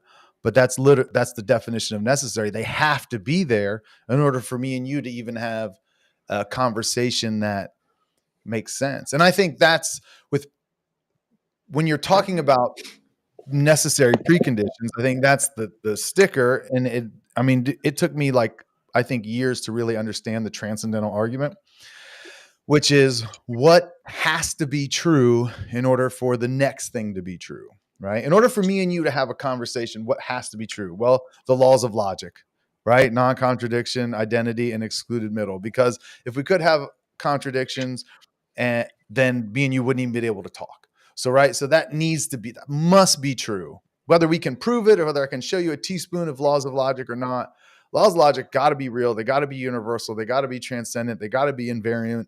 That has to be true, or else me and you can't even communicate. Right. And so you're proving them logically, not empirically, not through the scientific method. You're proving it logically, like saying, well, dude, if this wasn't true, we're wasting our time. And that's what necessary precondition is. So you said it yourself. You say, I can see that it's necessary, but why is it God? Well, because it's necessary. Or why does God exist then? Well, because it's necessary. It can't not exist. Because if it didn't, that would make us absurd. Right. We've this has been a great conversation, man. I really appreciate it. I'll let you. We got it. There's some other folks who have been waiting for a while, so I got to make sure we get them up. Have the last word, right? Ray, I want you to go ahead and have the last word. Oh, hey, I appreciate that. Yeah, no, that's pretty cool. Maybe I'll come in here a different day or something, and we'll chat again. But no, I appreciate you guys letting me in here. The only last thing I was gonna say was that we're just using some terms slightly differently. Like when I say I have knowledge of the world, I'm not claiming to have certainty. But if I did claim to have certainty in the way that you guys are using that word, I might need some ultimate foundation in the same way that you guys do. It's just that I guess our biggest sticking point that we would have going on in future conversations would be when I say that I know that there's a blue car out there, am I absolutely certain or not? And for me, I would say I'm not. I guess for you guys, you would say yes. But until we find a way to bridge that gap, I don't know if we'll really come to an agreement. But anyways, yeah, I'll just kind of dip out of here. But unless you guys wanted to say one more thing to that, or nope, I do. I do, but I'm not. I want to say something in agreement with you, which is, if me and you were like sitting here talking, we would need to hash out our presuppositions and be sure that we're clear about what we're saying. I think that's a big problem with Christians and atheists talking, is they're two ships passing in the night, because they have they haven't taken the time to lay out, well, what's got to be true before we even talk. And so I think I think this was productive, and I think you're spot on with what you're saying. That's all I want to say. Right on. All right, guys. Well, hey, thanks for doing this. I'll see you guys next time. Ray. Talk to you later, Ray. I do think we will, we want to get into some kind of predictable cadence. We've done 7 of these shows now. This is the first of this type. But as Aaron and I continue to kind of work out our flow and how, what works for this, we'd like to get into some kind of, every 4th week or once a month or something like that. We'll get into some regular stream where if you've got something that you really want to say, you can kind of know when that's coming, so you can plan to talk to us. All right, Aaron, anything you want to hit from the comments before we bring up our next guest? Well, no, nothing really. I saw this X of music here, the sophist proved in 500 BCE. Do you see that one? It's maybe like 4 comments down. Sophist proved, and well, I mean, if logic can give you false conclusions, then there's no reason for us to trust this statement by X of music, right? So, I mean, be wary of making the self-defeating argument. If you make the classical logic is not foundational argument, I'm just going to show you the self-defeating nature of saying that. Because you couldn't even be, I mean, being a skeptic, it wouldn't even make sense, because the skeptics would say they use logic and reason to determine truth or best course of actions. But if the tools that they used via their skepticism, by the way, skepticism, it's interesting. You can't go get a degree in skepticism. It's not a legitimate academic pursuit. And that's, and that's, I think that's for good reason. And I think that's because it's insufficient in explaining itself. Yeah. All right. We've got a couple of folks that have been waiting. Kyle, you're up next, man. Me? Well, Welcome to the show, Kyle. Can you hear me? Yeah, we got you. Awesome. How you guys doing tonight? Good, man. Good. How are you? Doing all right. There's no echo or anything coming out of me? No. Oh, is there any echo from me? Does anyone hear echo No, you're from good. me?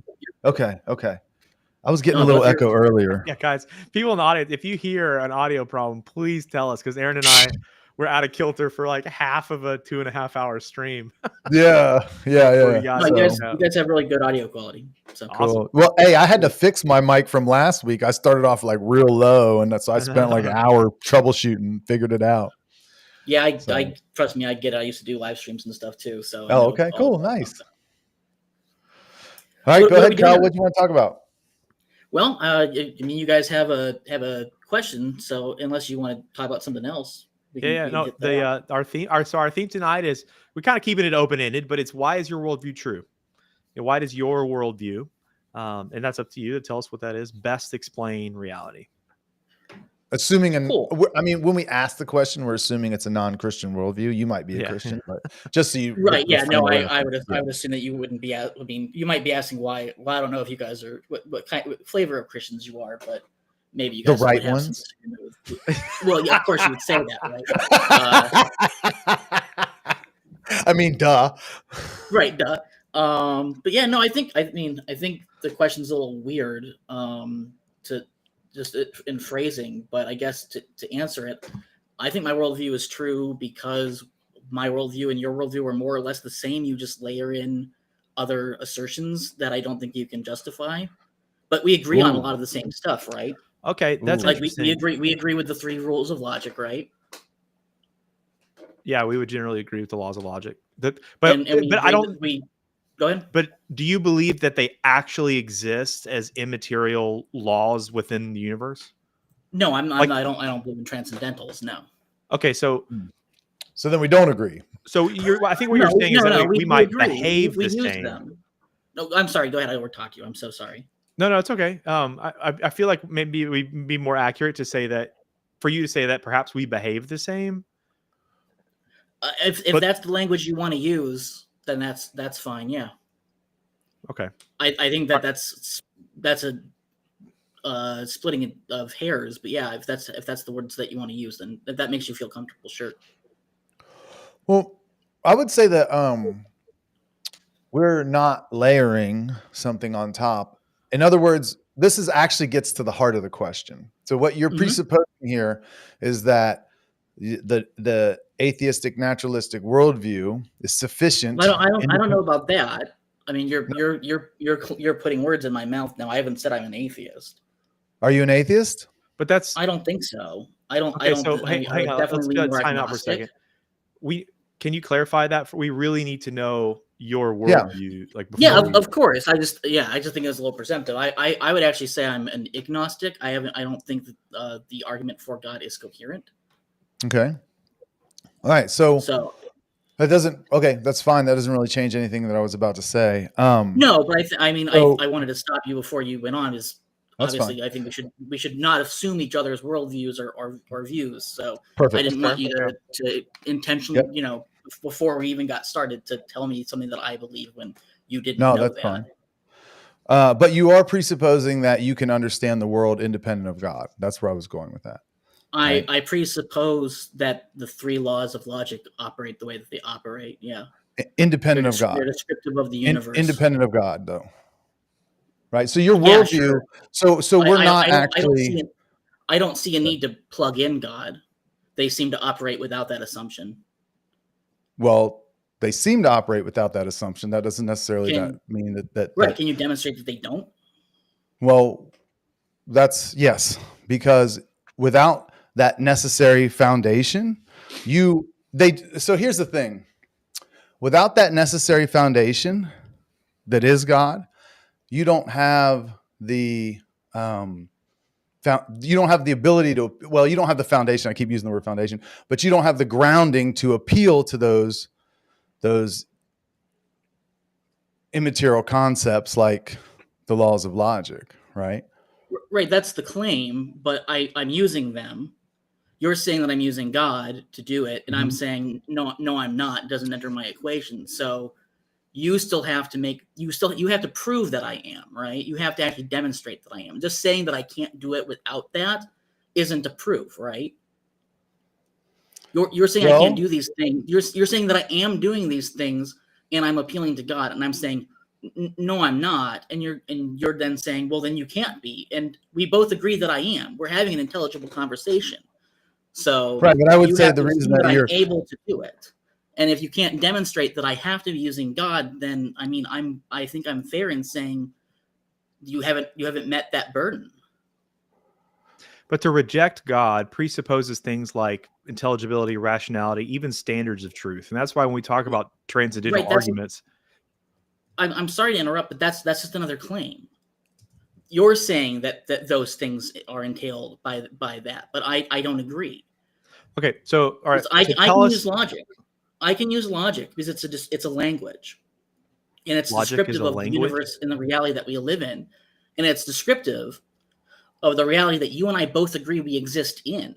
Is logic? And is logic? Yeah. But just no, is go logic? Ahead, I'm so sorry. That's okay. I appreciate it, man. Is logic still, are the laws of logic still true on Mars, or not only even Mars, because we have rovers there on Saturn? Are the laws of logic? Yeah, you got to keep pushing further out. I wouldn't do Saturn because we have probes out there, so. Not on the surface, but you get what I mean. You get what I mean. Are the laws of logic true on the surface of Saturn? Yeah, because it's a descriptive language of how we interpret the universe. It's not a thing that can be true or false. It just is. I think you're a little confused, though. No one is saying that you can't. I'm not. Well, you wouldn't know. I understand the presup and I understand presuppositional apologetics. And I understand tag, so I'm sorry, I'm not confused. Kyle, I don't want to listen to you argue against another presuppositional apologist. I want to be able to say. Yeah, I want to argue against what you guys are saying. Absolutely, right? But I'm not. But don't say I'm confused. I'm not confused. Well, so let me finish what I'm saying, and then you can respond. Mm-hmm. Okay. So there is confusion. Because you said, clearly I can use logic. You say I can't use logic. I'm using logic. I'm not saying you can't use logic. There is the confusion that I was trying to point out. Okay. The key isn't that you can't use logic. Everybody uses logic.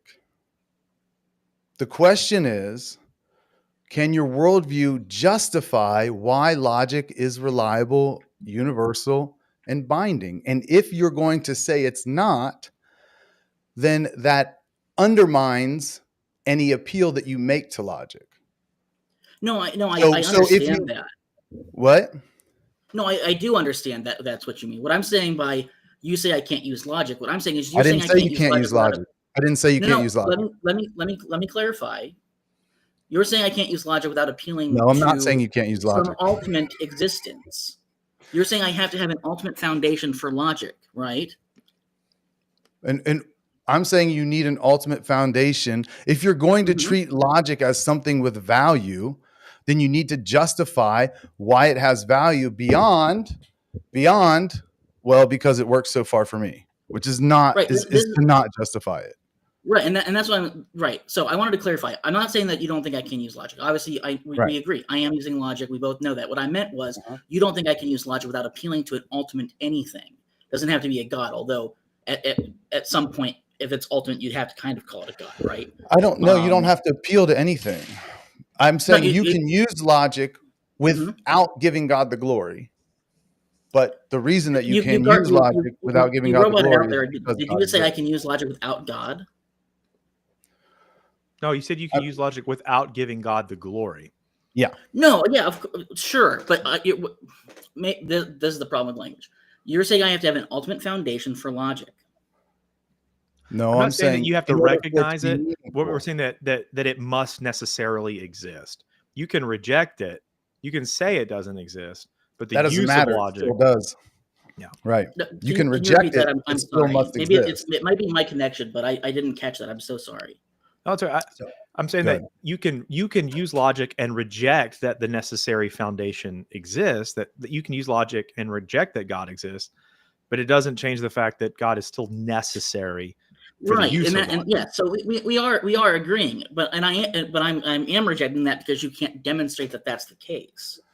I'm not So- rejecting that God is necessary or unnecessary just out of hand. I'm saying your claim is that it's necessary, and Well, I'm saying if it doesn't appear to be that case. Can you make the case that it's necessary? Well, if God is, you just said, if God is necessary, then the case has been made. If you're admitting God is necessary, then the case has been made. If you're saying he's not necessary, you have not made the case that God is necessary, and that's the problem. I'm not rejecting that God is necessary or unnecessary. I'm rejecting that because I don't think that's the case. I'm saying that I reject your claim that it's necessary because you haven't made the case. Okay, so now that brings us back to the topic of this conversation. Within your worldview, why is your worldview true? So then tell me why, make logic matter to me from your worldview. See, I just think that's a malformed question because logic doesn't have a you can't buy logic. It's a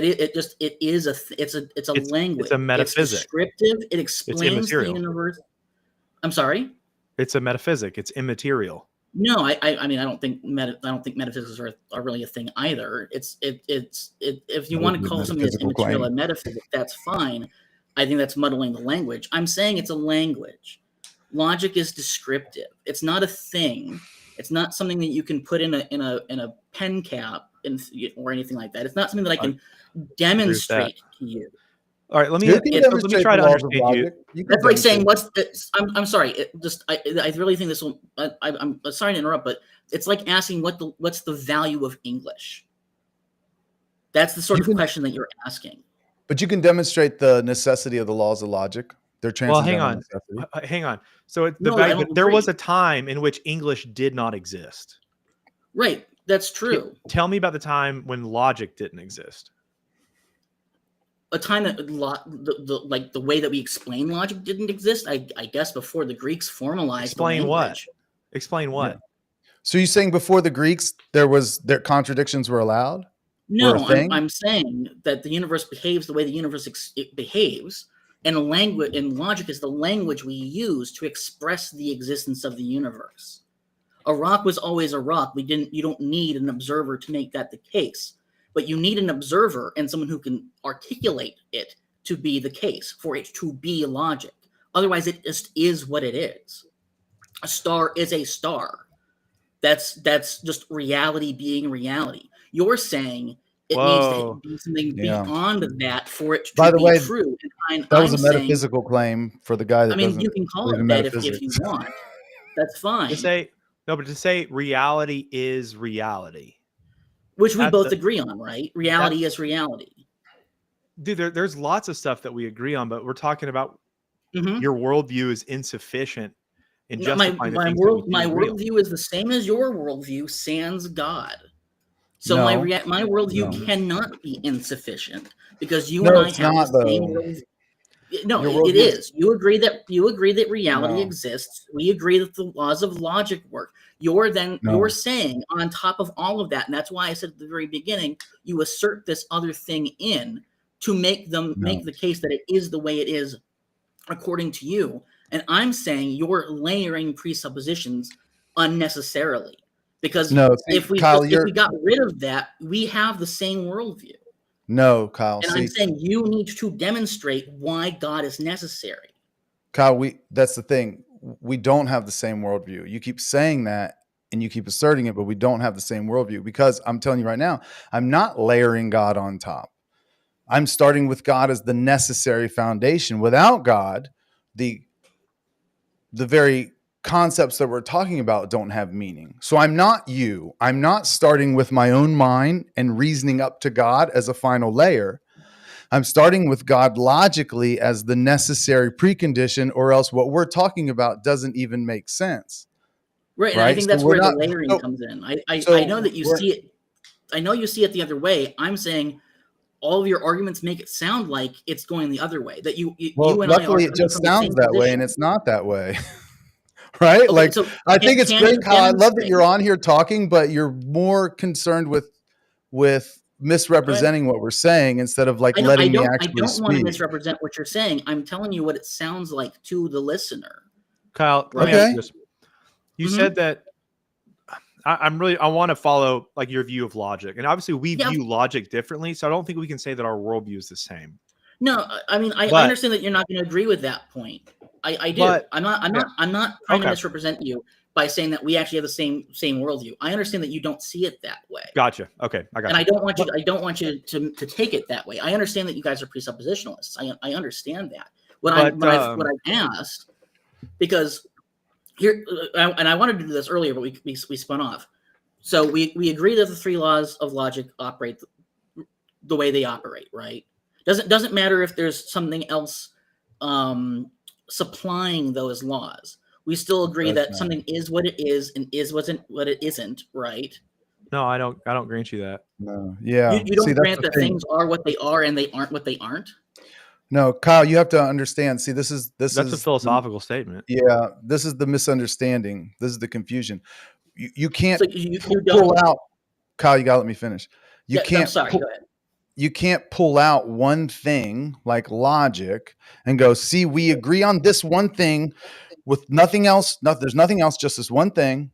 And then anything else you are layering on top of that. That's not true, because I don't actually agree with you in that point. What I'm defending is an entire worldview system in which logic is one thing that only makes sense within that worldview system. It's not something floating out there in the world that you and I can talk about independent of our worldviews and presuppositions. It's something that only makes sense within the Christian worldview, right? So I'm not entirely sure we can have an honest conversation. Well, are you actually arguing? Wait, I'm going to stop you right here. Because what I don't want to do is, this is a commonplace this goes, and we're not going to start throwing around like the dishonest interlocutor thing. We got to move past that. We're not we don't need to waste time with that. I guess I'll just pointedly ask you, are you saying that the law of identity isn't a thing? No, we believe in those laws. Yeah, I'm okay. Within the Christian worldview. You don't agree. So I don't understand why you then say that you don't agree that a thing is what it is. That's just that's because the law. You don't believe that. Let me back up something that you said. So so you don't. Kyle, so here's the thing. Because you took exception to me putting words in your mouth when I wasn't and I apologize. But you didn't let me explain. I do agree that a thing is what it is. You did not let me finish the rest of that statement. Here's what you said. You said laws of logic are a language. And you referenced rock. Logic is a language. The laws of logic are part of that language. Okay, so it's logic is a language. Logic is a language. Okay, you said a rock existed, and then we create a language to explain that a rock is what it is and isn't what it isn't. No, I didn't say that. I actually pushed back when you tried to imply that I said that. Okay, but is it possible for that rock to be what it isn't? Before any human beings ever were around? No. That's the law. That's right. That's the law of non-contradiction. Nothing can be what it is and what it isn't. Okay, but we also agree. I said that rock. That rock has always been a rock. Right. So that's not a language. That is a law that is fundamentally true always. That is a language, because we are just. It wasn't called a rock before we came here, right? Okay, but you're talking about the four letters of the English word. Yeah, I'm saying that rock is what it is, and it doesn't need an observer. But to articulate what it is, it needs an observer. Kyle, and I think that's where you guys are really getting hung up. I think we're talking past each other, because now I'm realizing you're just saying that a rock is simply just ROCK. No, that's not what I'm saying. I'm saying the sun existed before we observed it. Doesn't matter what we called it, but to articulate what that is, you need an observer and a listener. Because language is a language, and you need people to speak the language to understand the language. But we're not without observers. The universe we're not talking about words, dude. We're not talking about your English language. Kyle, you're saying that the word sun, just give it the word I don't think you're getting this. I see people in the chat are nodding along with me, so I don't think it's an issue. Our chats are always full of people that are not on our side. I know. I see people who I think are on your side who are saying, "Oh yeah, no, this is making sense." I don't think this is an issue of my ability to articulate it. I think I do think we're talking past each other. But I do don't you think the laws of logic existed before humans were able to express them with language? I think the universe existed before humans existed. Okay. Do you think the laws of logic were universal, necessary, binding principles before humans were able to express them? I think what we are using the laws of logic to describe are, yes. So you think that the universe, so you don't want to create something transcendental that you have to defend, but you believe that the law of non-contradiction, identity, and excluded middle were principles that the universe abided by before humans were able to put them into words. Right, just like math. Math is just our expression of the universe working the way it works. Logic is the same way. It's our expression. I'm sorry? Our expression? You don't think laws of mathematics are fundamentally true whether or not a human mind is there to express them? No, again, this is I really think you're mistaking you're missing the forest for the trees here. The laws of math as we write them down look the way they look because that's our understanding. The processes involved are not the same. The math is our ability to understand and articulate those processes. The processes happen as they happen. All right, we get that. So what are you getting at? What are you getting at? Go ahead. I'm sorry. No, what are you getting at? I'm trying to articulate. Here. What are you getting at? I'm trying to articulate that you're asking, where do these laws come from? They have to come from somewhere. So there must be some transcendental law of logic that makes it true, indeterminate, or irrespective of anything. I'm saying that that's not the case. I'm saying the universe is what the universe is. And we don't have the ability to express that without language. And math, English, or any other language, it could be hooting and hollering for all it matters, and logic are ways for us to explain the processes of the universe in a way we can understand.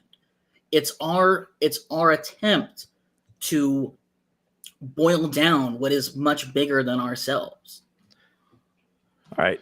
And you're saying that has to be transcendental, or it can't be true. And I'm saying that you can't demonstrate that there's a transcendental logic because you're trying to make logic more than it is. Okay, so is maybe if I'm understanding it, you're saying that logic doesn't need an explanation. It's unnecessary. It just is the way it is, and that it doesn't make any sense for me to demand from you to explain why logic is anything at all. Is that? I mean, I feel like I've told you why logic is a thing at all. It's a language that we use to describe. It just is what it is, right? The laws of logic just are what they are. Things just are what they are, and they don't require any further explanation or justification. The law of identity, logic is what it is, and they just don't require any. That they don't require any further justification or explanation, they just are what they are. It's a presupposition that they work, so you don't need to justify presuppositions. You said something.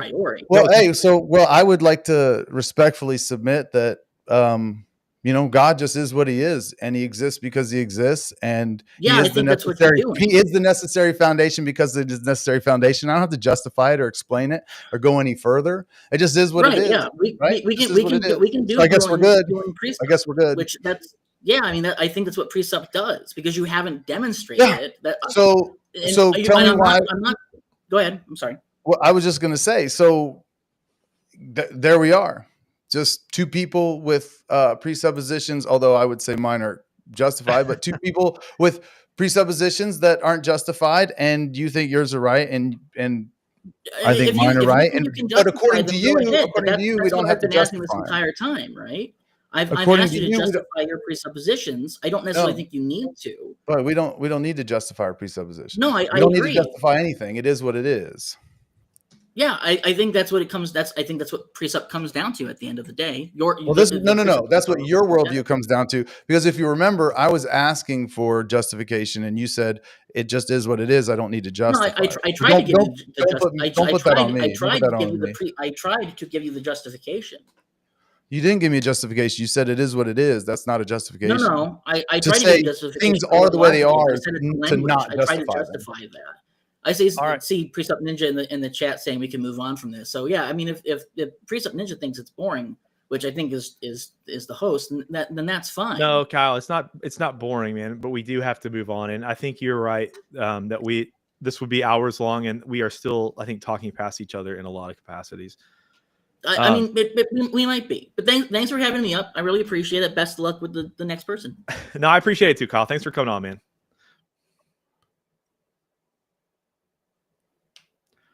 All right, guys, that was okay. A few different conversations so far. That was fun. We've got a couple of folks still in the comments. I do appreciate everybody that's been hanging out with us. Hey, we are streaming on both Conversations with Christians, which is my channel, and Aaron, he's got his Presup Ninja going. If you haven't gone over to his channel, go check out Presup Ninja. Give him a like, share, and subscribe. All that YouTube jazz, because he just got that going, and there's going to be some neat independent content coming up over there. All right, here we go. I think we need to get Professor Chimp up. He's been here in the is he there? Okay, cool. Yeah, coming in and out. So Professor Chimp, bringing you up, man. All right, welcome to the stream, Professor Chimp. Welcome, man. I hope you didn't walk away. Going once, Professor Chimp. Well, yeah, just hold him in the. He's been trying to get on here for a while. Well,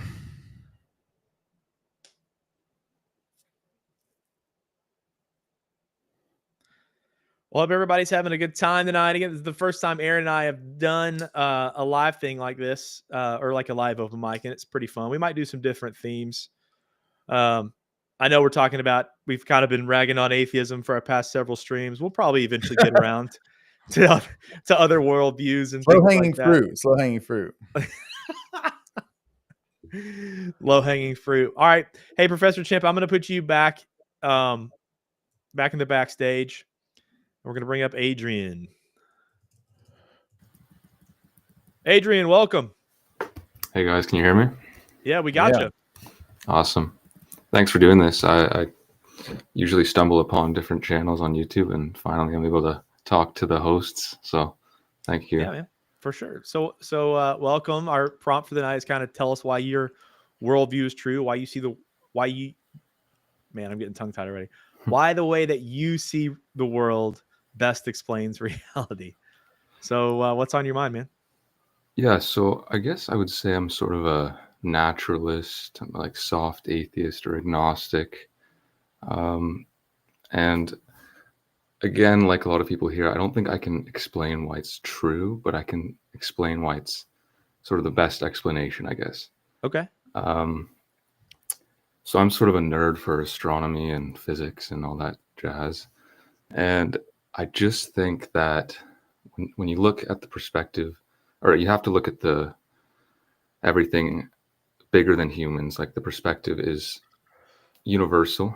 And when I think of planet Earth and the solar system, the galaxy, there's hundreds of billions of stars and hundreds of billions of galaxies, I'm left thinking that it's quite improbable that the God, like the Christian God, for example, is the one and only. And I look at this through evolutionary means, like how religion has evolved, how humans have evolved themselves. And I'm just not buying the Christian argument right now. And it's not to say, again, that I'm going around saying God isn't real or anything. Sure. But sorry, I didn't mean to cut you off, man. It's all good. So I want to drill into something just to understand kind of your perspective a little bit better. Why it sounded like to me, correct me if I'm wrong, you're saying that like the vastness of space and the vast number of stars and different types of galaxies in the universe makes you think that it is less likely that the God of the Bible is true? I do, and that I would say that's sort of. So why? Help me understand that. I think that's really interesting. Help me understand that a little bit. So why does that kind of your view of that result in your view of the God of the Bible?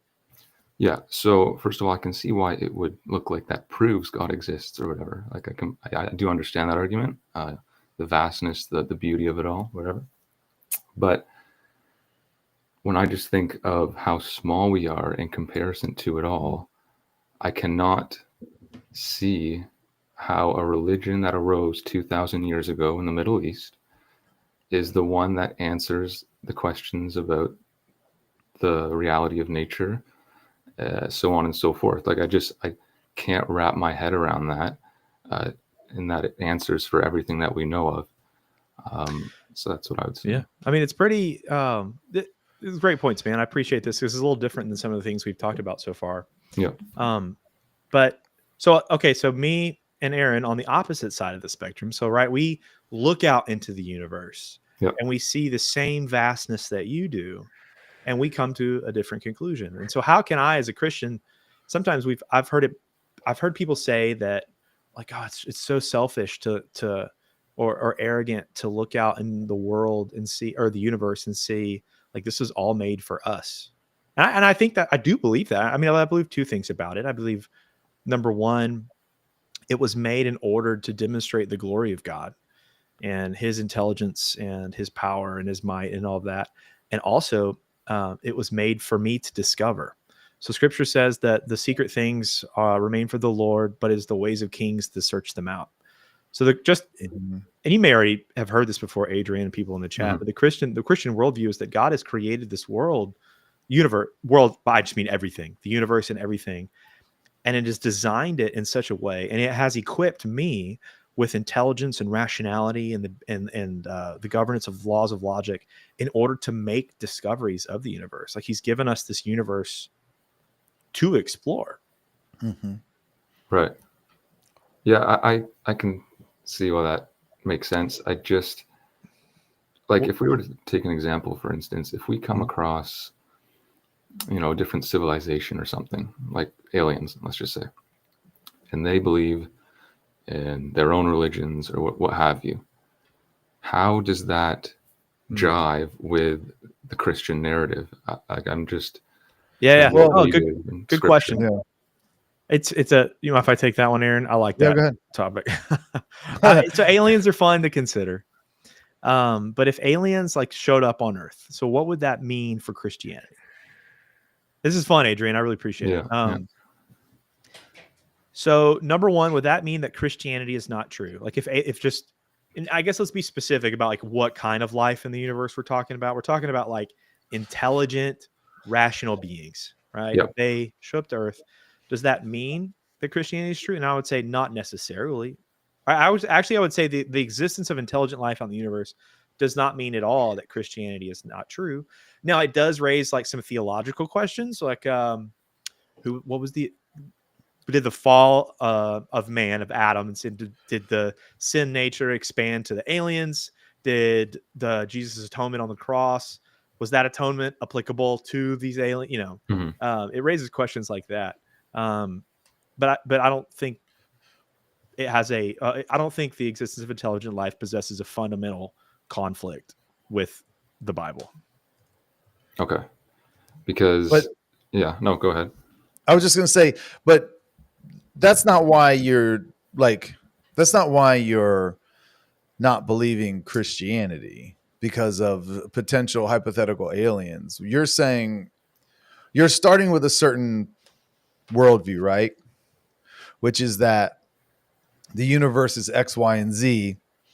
And I'm going to just speak, and you can tell me if I'm wrong, but the universe is so old, and it, evolved from wherever it was to wherever it is. And at some point in that history, or life showed up and humans showed up and religion followed. And so why would we expect that to be an explanation? But you can see right there, you're asking me to explain why the Christian worldview makes sense from a framework that I inherently reject, that is not the Christian worldview. Does that make sense? Like, what I'm saying is, if that framework that you just used to describe the universe is true, yeah, it doesn't really make sense. It just showed up 2,000 years ago. And yeah, well, do right? you reject that world, like the sort of scientific consensus on the age of the universe and Earth and so on? Yeah, I'm a young Earth creationist. I think that's really the only consistent way to be a Christian, to be honest with you.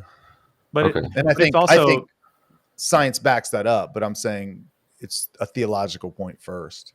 But it's also not necessarily equivalent like to the gospel. So there are legitimate Christians, and while Aaron and I might disagree with them, that are Christians, and we have Christian fellowship with them. Stephen Meyer is one that Aaron and I both have a lot of respect for. That take the old Earth position. He is a I think he's an amazing scientific mind, by the way. Yeah.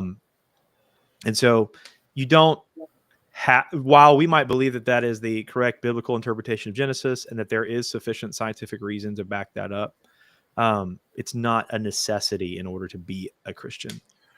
Yeah, I would just, if a Christian wanted to take the old Earth evolution view and just add God to it, I wouldn't press them on being a Christian. I would just press them on the consistency with which they're, understanding the Bible, not whether they're actually a Christian or not. Yeah, if that came off that way. Yeah. So and in terms of my worldview, I guess I would just go back to the sort of naturalist thing that it's all governed by natural law. That would be sort of my thinking there. But Adrian, I think so too. Can I ask you something? Kind of, I want to something else we kind of haven't discussed tonight. Tell me about your view of morality, if you don't mind. Yeah. So, well, I could go on, but I'll just keep it brief. I do think morality.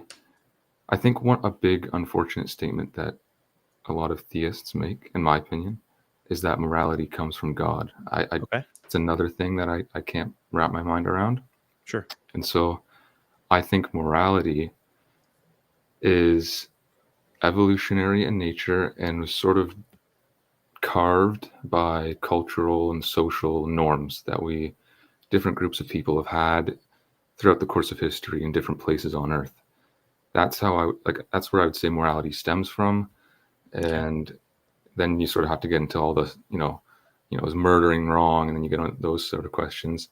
But that's where I would say morality stems from. In my opinion. Well, so I'll tell you. So you said that, Christians, we say that morality must come from God. Yeah. Richard Dawkins tweeted, and it's still up. I guess tweet is still the right word, even though it's X. he X'd.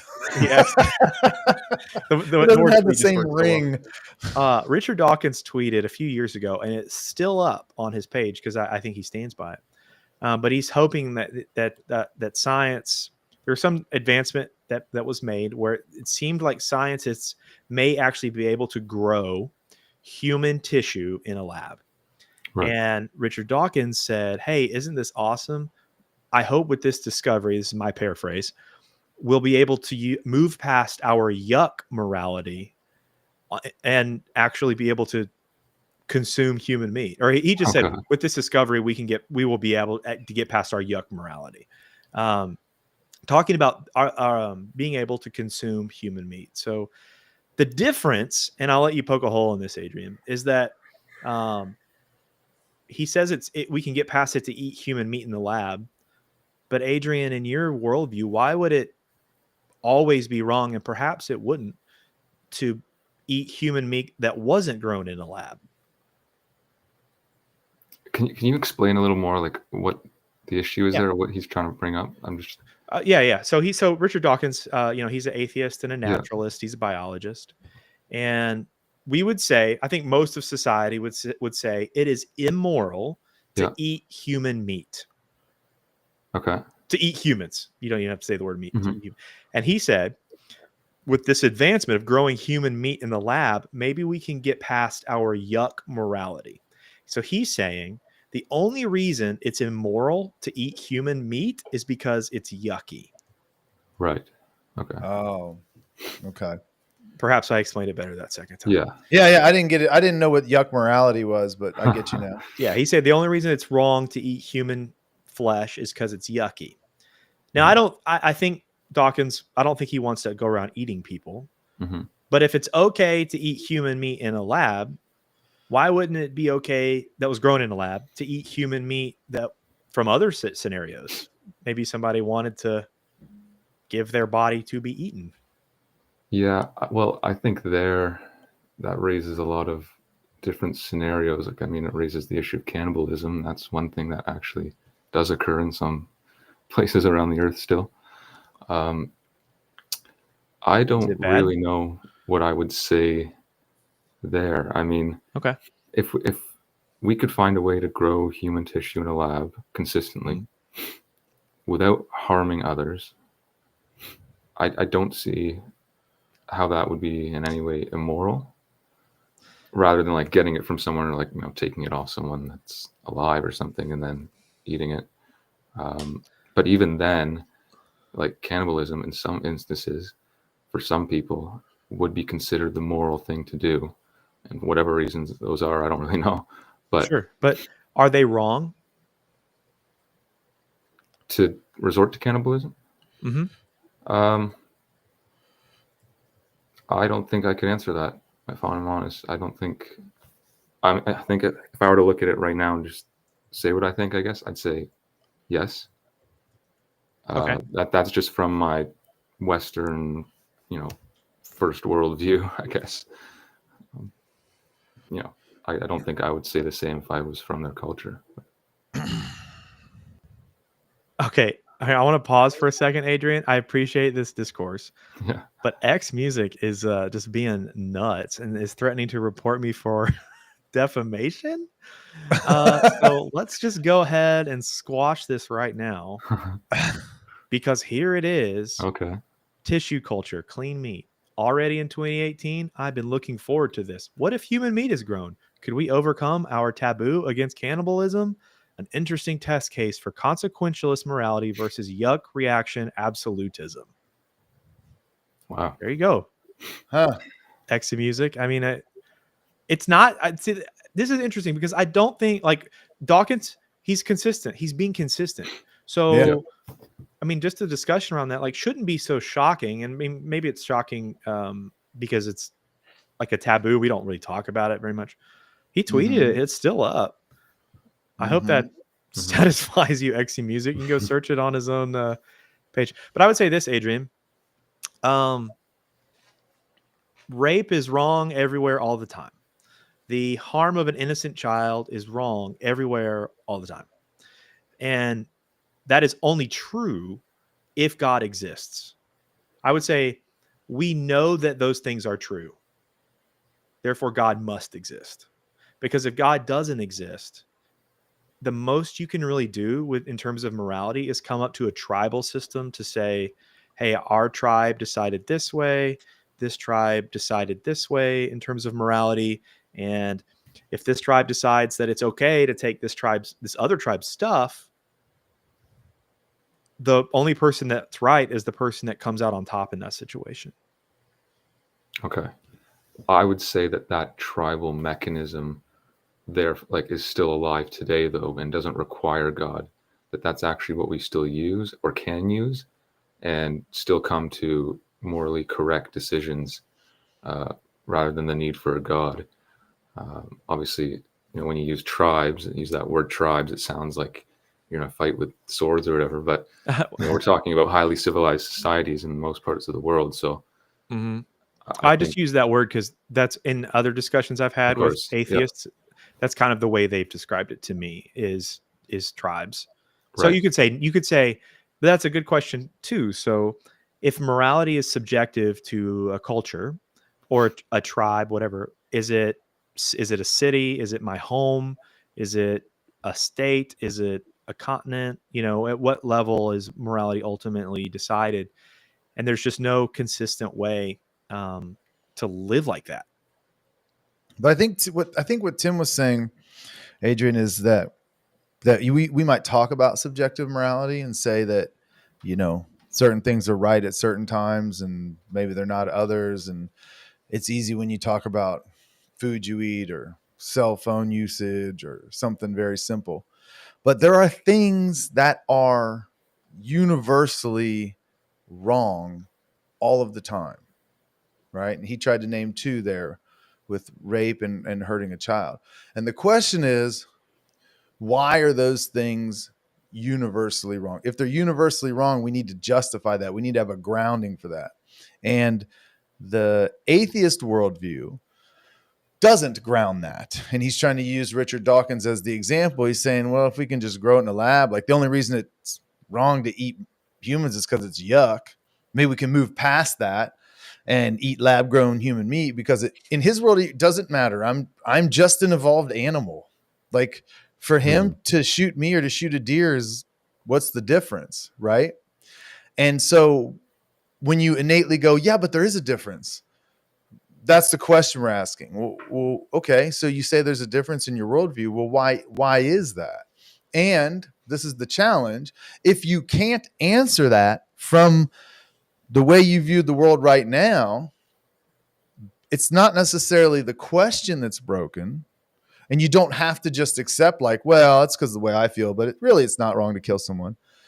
You can question the worldview that makes you draw that conclusion. It's okay to question the worldview that makes you draw that conclusion. Does that make sense? Yeah, a little. Yeah. Right. And so like you said that with you start off by saying like the universe is so vast, and you didn't understand how, can you rephrase how you kind of let off? Yeah, just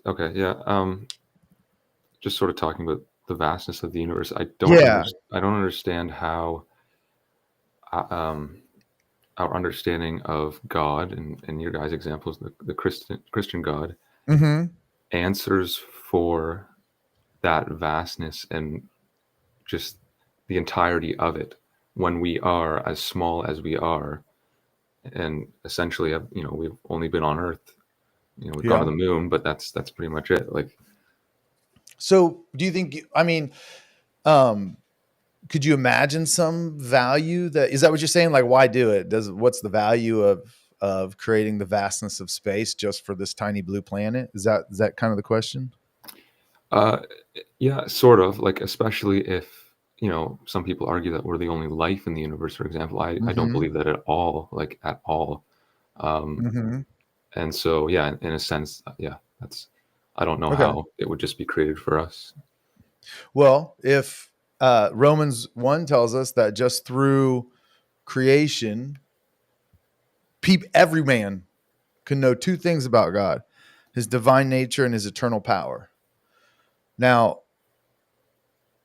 would that be demonstrated? Would he be able to say to all humans, you know me, I exist because you can look at the world, the creation, not the world. When I say world, I mean like Tim, the universe, and see my divine nature, my eternal power through what I've created?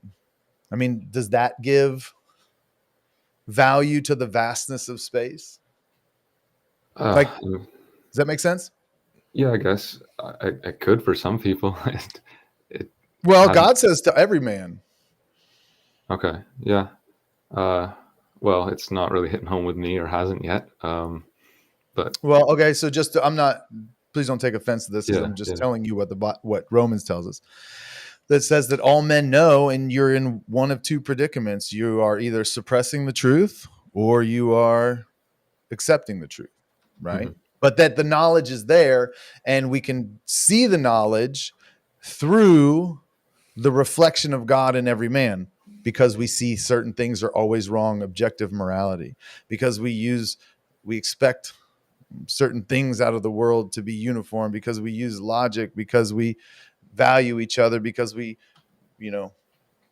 all these different sort of immaterial things that we appeal to as people. But a worldview such as yours, again, don't take offense to this, struggles to sort of ground and give meaning to.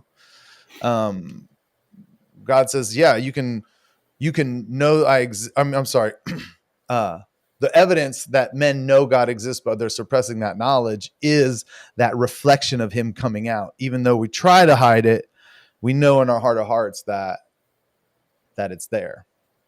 But Okay. that's demonstrated through creation. I guess the ultimate returning point was, you said, why is the universe so vast? And I said, God says that he's demonstrating himself through creation so that all men know he exists. Yeah. And so I'm would giving it value. I'm giving it value. You asked, I'm giving it value. That's all. No, that's fair. And I would just say that the naturalist point of view, or in my point of view, is that I guess there is indeed no grounding to your point. Like there isn't a broader meaning to it all. It just is.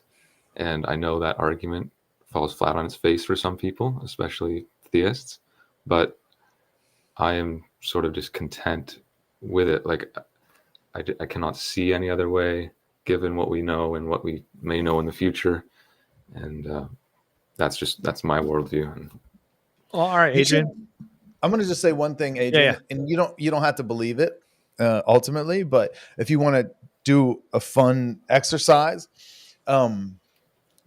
push all of your atheistic or agnostic, whatever it is. Please don't take my words as trying to put words in your mouth. You can edit them as you need to see so that it applies to you, or as you need to hear it so it applies to you. But take these presuppositions, these secular atheistic presuppositions that you have about the natural world, and press them through creation scientists. There are, again, you don't have to believe this in the end, but there are smart creation scientists that went to the same universities, got the same degrees, work in the same fields, do the same research, look at the same data, and come to a completely different conclusion.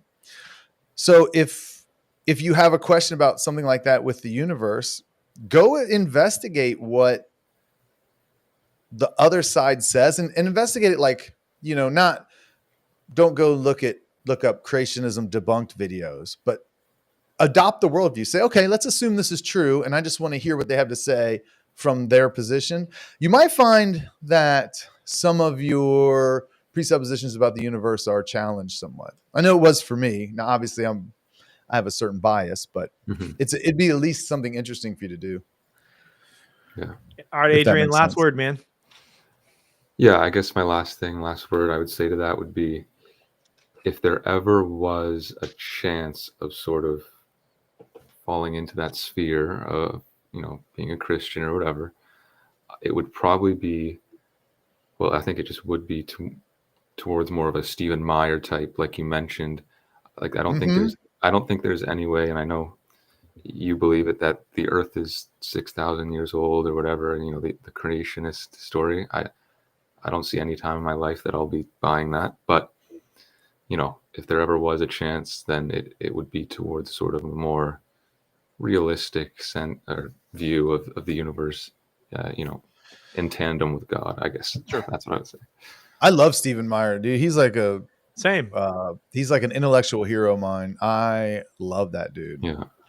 He's a rigorous scholar. Really like him. So. Yeah, he's pretty good. Mm-hmm. Also, we don't have time to get in it right now, but I also have questions about whether time even has meaning as we experience it, but that's so abstract. You said time. I want to say this, man. Trust Jesus, and then we'll talk about Genesis 1-3.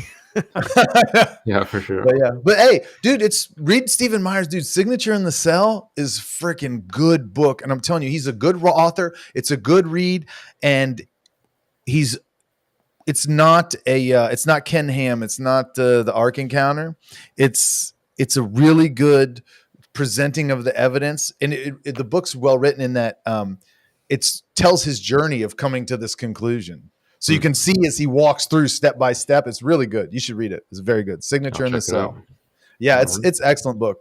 Excellent book. And he's a very easy read. He's a really good author, really good writer. Cool. Yep. Thanks, guys. Thanks, brother. Adrian, appreciate you, man. Yeah. I want to bring up this comment. There's a lot so we see comments like this sometimes. They're just out in the world. 99% of all species that ever existed are now extinct. Bad creating. Not necessarily. People, I think Alex O'Connor might make similar arguments like this and say one of the reasons he doesn't believe in God is because species go extinct. But again, that's kind of an emotional problem. I don't like it that a species goes extinct. It really has no bearing on whether God actually exists or not. Because who's to say that it was not God's intended purpose that a particular species only exist on the earth for a given time frame? To I mean, accomplish a different goal. Just as a premise, that's possibly true. So this isn't a weighty argument really in any capacity. No. Also, just species, when people say 99% of species, they're using Linnaean taxonomy, which was created 150 years ago, and it's a completely subjective method of categorizing animals. So really the figure it doesn't have any weight, it doesn't have any meaning. But people, 99% of people that have been on the earth have died too. You're kind of like what are we saying? Creatures die? Okay. All right. I don't know why that's all right, we got to get Nitty up here. Now, before I bring Nitty up, I want to say something. Nitty is streaming our stream on his channel and has been providing commentary on This is like Inception, dude. So Nitty, with the camera. Yeah, I'm fearless. I'll show up on the internet. I don't care. Nitty has been, I think, our day one fan when we had our grand opening. Nitty I put hung my with shirt us back on. I do appreciate That's good, that, dude. We appreciate that. A Marvel fan? Totally, man. It's decked over here. So do you do a podcast? Oh, goodness. So I do a couple. Am I allowed to plug a tiny bit? Oh, yeah. Go for it. I'm not supposed to. I'm not trying. No, go for it. Go for it. You started it. So I do. I have a channel that I like to tell my coworkers is not safe for faith. So I've done two things that are the deal over there that are my bread and butter, if you will. I have a podcast where I've gone to college campuses and cafes where I talk to people. I do a whiteboard that says it's best to be an atheist. Let's chat. And then I ask for consent to record, and I've recorded their conversations, and I put a few of them up there. Yeah. And usually it's just I try and have an honest back and forth, relax. I'm not trying to deconvert them or whatever. It's just tell me what you're believing. How did you get there? What do you think about these kinds of questions and stuff like that? Okay. And then the other thing I'll do is live stream responses. Sometimes it's to goofy Christians. Sometimes I'm just kind of irate about Christian nationalism and stuff like that. And I'll talk about that. Yeah. I haven't had guests on in a long time because I ditched my StreamYard. It's complicated. Yeah. So that's what I do over there. Like group streams, like a little over a year ago. Is that true? Like you'd have like 9 people on. Oh, never that many. 5 or 6 that many? Sometimes. Yeah. Okay. There's other channels that I'm great friends with that'll load up the panel. Because I feel like I've maybe watched. I've watched one of those streams because I recognize like B.S. Lewis and Stephanie and. They love me too much. Perhaps, and I'm just like thinking perhaps that was one of your like group stream hangouts. That they come and party with me. No, I asked you because into that kind of thing. Come on over, and if you want to come and dislike me, you can dislike me all you want. It's engagement. So, well, you have a legit backdrop there, so I was like, well, that's not accidental. Oh yeah, this is all real stuff. It's not. This isn't a Zoom background. Yeah. I've got little Marvel collectible figures. Back there. That's awesome. You should see my Lego collection. It's insane. Is it? Yeah. I have a wall that I put 2 lights on. Hey, it's better than a pretentious bookcase. That's what. You don't know. My pretentious bookcase is not even in the frame right now. I want to say that. He's like, I can get more pretentious. All right. So what's up, Nitty? Nothing. I just decided to come talk to you. And it seems like you're having fun. You guys seem like you're having fun. I was having fun. I was. Yeah. Good. No, it's all been fun, man. Eavesdropping mine at all, or were you so focused on your conversation? So, no, I wasn't really eavesdropping. I couldn't really listen to you, but I saw in your little guest thing, it looked like you were talking. I was like, who is Nitty talking? Were you like commenting? Were you commenting on us commenting? No, yeah. Nitty is right now our stream is on Nitty's channel, and Oh, this is too I much. think he was making fun of us, man, and my feelings are hurt. No, my chat was. I'm joking. I'm joking. Yeah. No, Okay, Nitty, it's you've been around enough that I think that's we fantastic. appreciate disagreement. And well, hey, why don't we start with we can get it. We haven't talked about Christian nationalism. We can get there too, but I'm curious kind of on your view of, you say it's best to be an atheist, like that's your usual starting point. You're really interesting in kind of hearing your case for that. Sure. Well, my usual pitch to people is that the first and foremost thing is that I experience a lot less cognitive dissonance with the world. So when I'm presented with what appears to me new evidence about the world around me, or even things in my personal experience, there's a reduction in the dissonance between my lived experience and what I'm perceiving as true, and a static religious text or a static set of dogmatic conclusions that I have to have in order to maintain like whatever theistic worldview I have, right? So I essentially get to live without this kind of inner tension between those two things, because I lack commitments into those dogmatic conclusions or an adherence to a static holy text, right? So that's one thing. And people, can nod along, or they go, cognitive dissonance, what's that? And then I try to explain it's the tension thing. The other thing is that I don't have a personal anxiety of divine consequences or eternal consequences to what's happening in my life. And that's not a justification to do whatever I want per se. That just is what's going on with me. And then, I like to tell people that I'm willing to be convinced that I'm wrong about all kinds of things. And, without a particular, God belief that must be held on to at all costs, right? It seems easier at the moment to say, hey, here's some new data that's come along. Here's some new information that I'm interacting with, and I'm looking at how people came to those conclusions and whatnot. And maybe I was wrong about something up until this point, and it's starting to convince me, and I don't have to worry about that. So yeah. The first question. That's where I start. Yeah. I appreciate that. So it sounded like one of the things that you were saying in the beginning, and you didn't use the word malleable, but I'll say like that you're malleable towards new information, new experiences. You're able to adjust your perspectives.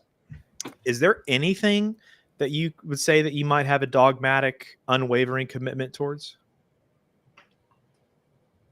I don't know what that would be. I'm not in the as a knee-jerk response. No, unless you want to play the like the Buddhist game. Do you desire not to have desires? Are you dogmatic about your non-dogmatism? Do you want to play that game? Yeah. Well, sorry, Tim. Did you have another? Do you have no? Go ahead. Go ahead. So along with atheism, can we just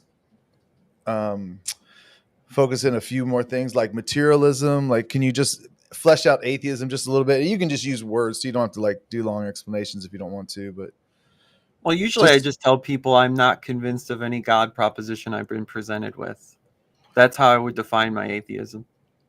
Well, yeah, I guess what I'm asking is, so there's a certain presupposition there that you can understand the world independent of God, right? You're assuming that. And I guess I'm trying to understand. I like to say I can't help but experience that. I don't believe I make an active assumption about it. I don't have free will to do otherwise. Okay, so do you not believe in free will? Do you have like a mechanistic, deterministic view of? Yeah. So in that view, and I'm curious. Well, wait, hold on a second. I want to be clear though that it's kind of like an autonomic thing. Is I don't think I'm very often, if at all, making active assumptions. Right. I'm going to experience instinctual default and mechanistic responses to things that I'm not going to be in active control of. And from the way we use language, I might say that those are my presuppositions, but I'm going to now say that I don't have a choice but to experience that as how my life works. Okay, so what then, like, what is cognitive dissonance in that worldview? I mean, is it just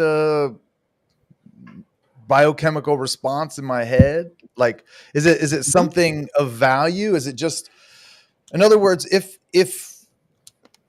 your worldview is true, why does it even matter if you're an atheist and I'm a Christian, if we're just acting out chemistry, right? If we're just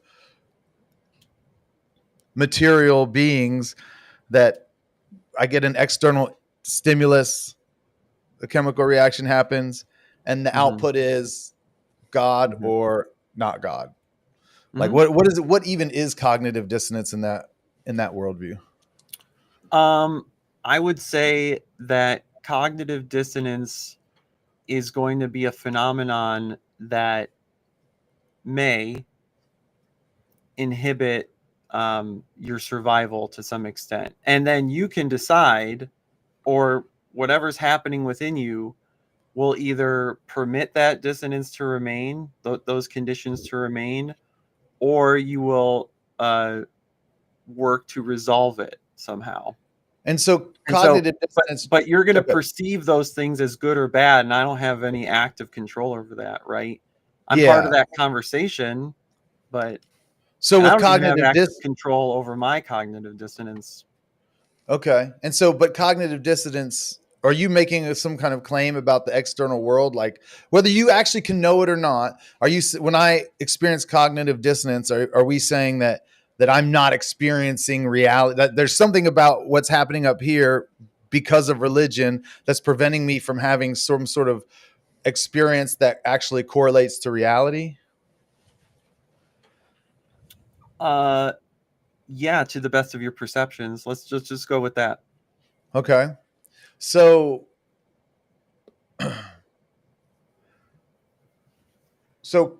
cognitive dissonance is I guess I'm trying to understand why it matters to you. Why does it matter to you that someone is an atheist or a Christian if cognitive dissonance is just material processes happening in the head that the person doesn't even have control over? It is what it is. It's they're being who they evolved to be. Like, why does that have value to you? Why does it matter to you?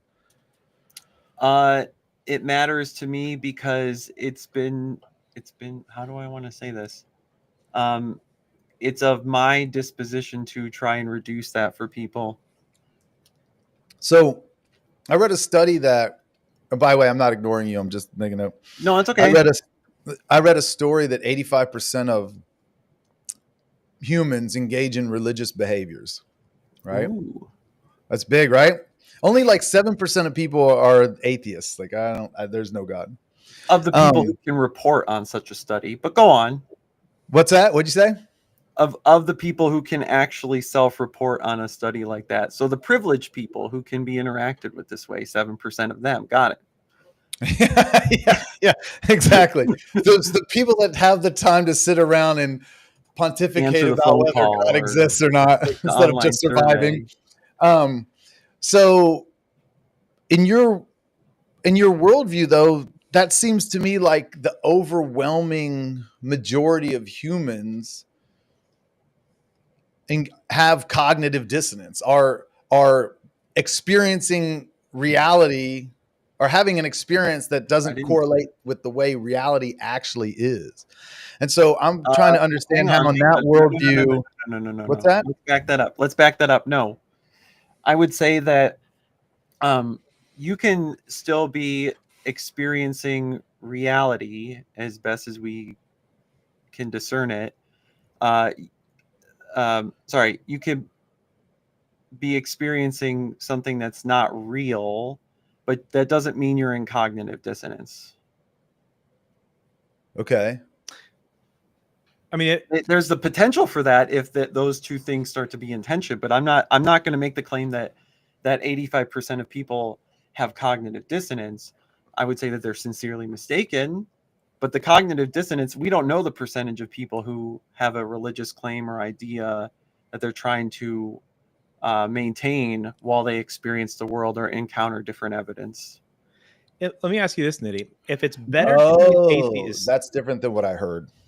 It's okay. Yeah. See, we're talking out. We're clarifying. Yeah. This is good, huh? Yeah. If it's better to be an atheist because it produces the least amount of cognitive dissonance, then wouldn't by that standard the best ethic to be that of nihilism? Best ethic would be that. I mean, ethic may not be the right word, but to be a nihilist, to look at the world and say, I just reject the existence of truth, of morality, and nothing matters.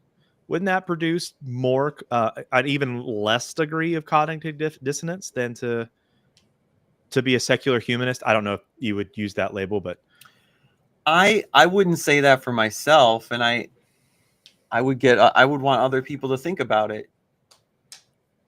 Is that a good? But answer? You see how that logically would follow? Say, like, if the goal is to avoid cognitive dissonance, the best way I could do that would be to try to live out a nihilistic view of the world as much as I can in avoiding that dissonance. Why do you think a non-religious view is inherently nihilistic? No, I'm just saying, if that's our standard of better, then nihilism would be best. I wouldn't say that. I don't think those two are necessarily conjoined. But doesn't that logically follow, though? I mean, does that that kind of argument make sense? That if I'm looking to avoid cognitive dissonance, then a nihilistic outlook is the way to live my life with the least amount of cognitive dissonance possible, because nothing matters. So what I'm hearing is that in a non-God world, say what you just said one more time. Sure. But I so don't you want said, to hear this. I was trying to take your position to a logical conclusion. So you said you began. I know there's probably more points than just this. It's better to be an atheist because it produces the least amount of cognitive dissonance. And so I'm saying, well, to take that even further, if a lack of cognitive dissonance is good, then isn't it best to be nihilistic about the world? Because that would be the maximum amount of non-cognitive dissonance. No. Yeah, there we go. No, not necessarily. No. Is more cognitive is less cognitive dissonance better? No, some of it can actually be healthy, I think. I agree. Cognitive dissonance, like tension between beliefs and things like that, can be healthy. I agree with that. I'm just trying to take your position. So if you mean as if nothing matters, no, I wouldn't say. I still wouldn't say that. I still wouldn't think that those two things have to go together. That just because I'm non-religious does not mean it's best to be a nihilist. No, but that's true. But if our standard of better or best is lack of cognitive dissonance, then the true best would be to live life as a nihilist. I'm not saying anything about atheism or even theism at that point. I'm just saying if that's our standard of better is lack of cognitive dissonance, then you could be even better right now. I guess what I'm trying to say is to be a nihilist. I still don't see how you're getting from I want my beliefs, or I'll just say I subjectively want my beliefs to be in as least tension with the world around me as possible. How does that equal nihilism to you? I'm still not finding how those two things have to be together.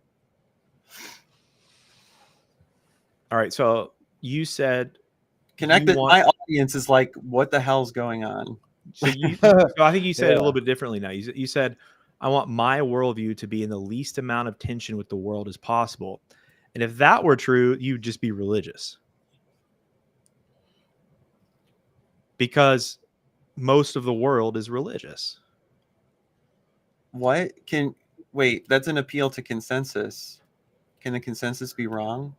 Oh, for sure. I guess, or is the question Okay. you're asking, Tim, like, are you just saying that, which I think that the majority of the world just lives in this state of cognitive dissonance? No. Nitty's saying, so cognitive dissonance is if the goal is to avoid tension between those with other beliefs. No. I thought that's what you, sorry, Nitty, forgive me. I thought that's literally what you just said. No, I know what the definition of cognitive dissonance is, but I thought what you said is that you want to avoid tension with those that believe differently or something like that. No, that's not what I meant. Okay. What I meant to say was, set me straight, Nitty. You're right. To avoid tension with the world as I perceive it. To avoid tension between two propositions in the world as I see it. Yeah. Which can't be held. But this is together. Okay, so this is all right. It's like a subjective preference that you have, right? Yeah. I don't think you're making a truth claim. You're just saying, hey, there you go. It's better to be an atheist because then I don't have to deal with whatever tensions are in this book or religious system or whatever that I don't want to deal with. There you go. So I'm free to do whatever I want. No. Those are two different things. I don't mean. I'm sorry. I don't mean go into the world and murder. I mean you're free. You're not bound by this thing. You're free to do what you think is best to do. No. Worst. No. Middle. Do what me. Do what I do. Do what Tim does. No, I'm just kidding. No. It's more about I don't have a disposition of. I don't have a defensive disposition to new claims or information. There's nothing for me to be like, I have to defend this. Right, but I thought in the beginning you said freedom. I thought you said something about freedom from the tension. Right. Well, it relieves it. It can relieve it. Yeah. Especially in this existential crisis sense. Like, if I start thinking this, I feel myself being convinced that this proposition is true and it goes against my religion or it goes against this commitment I have to the authority of scripture. Oh no, like, what do I do? Because if I'm starting to be convinced that this thing is true, but its intention with this is my salvation in jeopardy, like all that kind of shit. Yeah. I'm sorry, we're on your channel. I tried not. I can't beep it. Gonna have to boot me. Sorry, man. No, I'm joking. Do it later. I'm trying not to be unhinged. I promise. Go ahead, Aaron. No. I was just trying to understand. There's nothing that you hold like an unwavering commitment to that like love is good. A simple statement like that. Unwavering commitment to love is good. I mean, I'm just trying to like, by lack of wait. I want to ask you a question. What do you think my answer is to that question? I think you should answer that yes, love is good. No, not what I should. What would I say? I'm an atheist. I think to be consistent, you would have to remain open and say, no, I have no unwavering commitments to any principles. What if I said I do have an unwavering commitment that love is good? Can you think of why I would say that? No, just tell me. Oh, okay. It's that I personally hold that. I don't think it's objective to be unwaveringly committed to love is good. Okay. I'd be interested. It's the value proposition that I hold that love is good. And I would say I'm committed to it because I hold it. So in your view, go ahead, Aaron. Go ahead. Well, no, I'm gonna call Nitty a liar in the most charitable way possible. I would be interested to see if that's actually the way you live your life. If the unwavering commitments are actually there, And this is more of like a, an intellectual exercise, but when someone wrongs someone I love, then all of a sudden these unwavering commitments are real. And I want justice, and I do love this person, and things are right and things are wrong. And you know what I mean? Like there's a tension between the way you live and your philosophy of life. No. So I'm a moral anti-realist, and I've found a way for those two to not be dissonant. I wonder if this is cognitive dissonance. Maybe. Yeah. I don't know. I'm not sure how you're, I was trying to sit here and think, I don't know that your worldview escapes your own critique, but I've not heard what you're saying before. So I need time to think about it.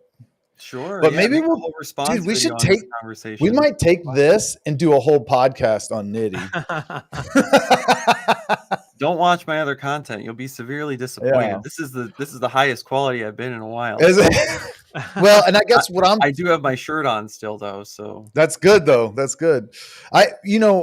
Because just being transparent, what I'm sitting here thinking about is if what you're saying is consistent. Like is the worldview consistent, or do you just live with these tensions and they're inconsistent? And I'm not sure. I'm not sure how your worldview escapes your own critique. What do you mean? So wait. Let me see if I'm trying to follow the way that you're thinking. It's that I ought to be experiencing a tension between trying to hold other people to a standard that I have. What basis would I have for doing that? Yeah, so that's one thing. That's a good. I don't know you that well, so it's hard. I don't have a lot of your life that I can ask you questions about. I'm trying to steel man you here. Yeah. Hey, appreciate it. Hey, what was I going to say after that? You would say that. So you would prefer to reduce that tension. So you're going to try and discover what's true, and you may desire to have some source outside yourself to point to and say, hey, love is unwaveringly good, or it is wrong according to the outside of me thing for this or that thing to have happened. Tim, I don't think you even need me anymore. I'm just going to let you guys handle it. But if you said, but Nitty, if you said that's true in your subjective opinion, why would you correct anyone that feels differently? Or why would you think that anyone ought to be corrected? Well, and if we all want to eventually unalive ourselves as a species, then I guess okay. So you think that your worldview is the best for the human species, for the flourishing of human species? I think it stands a good chance. All right. Do you think that atheists have more or less children than theists? Why is that good or bad? Because reproduction is essential for the flourishing of humanity. Why is more reproduction better? So you're asking more reproduction? Does more reproduction because in order flourishing? Yes, unless you're assuming that the flourishing involves, by necessity, I would say flourishing excludes going extinction. Flourishing excludes extinction. Some reproduction is necessary for flourishing. I wouldn't say greater reproduction is necessary for flourishing. I know. What I'm saying is that theists, that a certain level of reproduction is necessary for human civilization to flourish. And as society, as the West has become more atheist, we are beginning to see reproduction rates, birth rates, fall to levels that will ultimately be, if they continue on their path, counterintuitive to human flourishing. Let me think about that for a second. Well, if your inference is that we have to have a certain mass as a species, then I think you have a false connection between what flourishing is and how proliferated a species could be. I don't think those two things have to go together. I don't even think that, what if I start to think that human flourishing is 100 humans? Yeah. In your worldview, you could say one human living life on the planet is human flourishing. And as long as at least one person is still alive, then humanity is doing great. Bud clones or something, like asexually or something. But yeah, I mean, I think flourishing, I don't like flourishing arguments. I don't use flourishing arguments. Yeah, they're bad. Kind of dumb because it's entirely subjective anyway, right? So, but I mean, but everything you believe is subjective, like you said. And that's kind of how we got to the human flourishing thing. Is that you said that love is good, always and all the time, according to your subjective opinion. Your subjective. In my world, I will operate. Yeah, I'll operate. I'll just give you that language. I'll just say always, all the time for me. Sure. Yeah, you said to your subjective experience or your subjective view. And that's kind of how we got back to well, what if somebody believes differently? And then you brought us to human flourishing by implying that someone who believes differently is counterintuitive to achieving, even if you didn't use the word flourishing, that type of thing. That was your reason for saying that your view of what is love, of goodness and love, ought to be projected onto someone else. No, we got to the idea of reproduction through we were starting to discuss things that were good and bad, and you mentioned, do religious people have more children? Or no, but before that, what? Before that, I asked you if love is good in your subjective opinion. Why ought you project that morality onto someone else? Like, why ought you? Because I would like to convey to them that operating otherwise may cause more people. Well, it would deteriorate things like social cohesion, and ability to survive. If you like that, maybe someone wants to get off the train.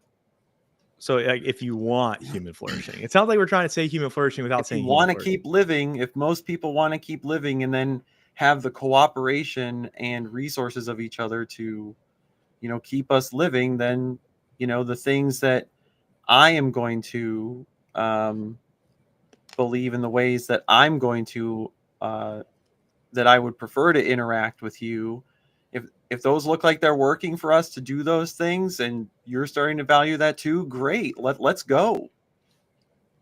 Did you have follow-up questions, Tim? I'm sorry. No, go ahead, Aaron.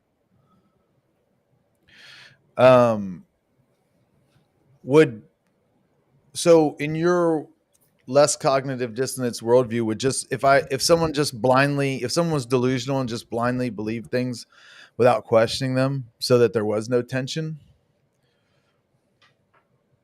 Repeat the question real quick. Sorry. You said atheism is better because less cognitive dissonance. Yeah. Right? Yeah.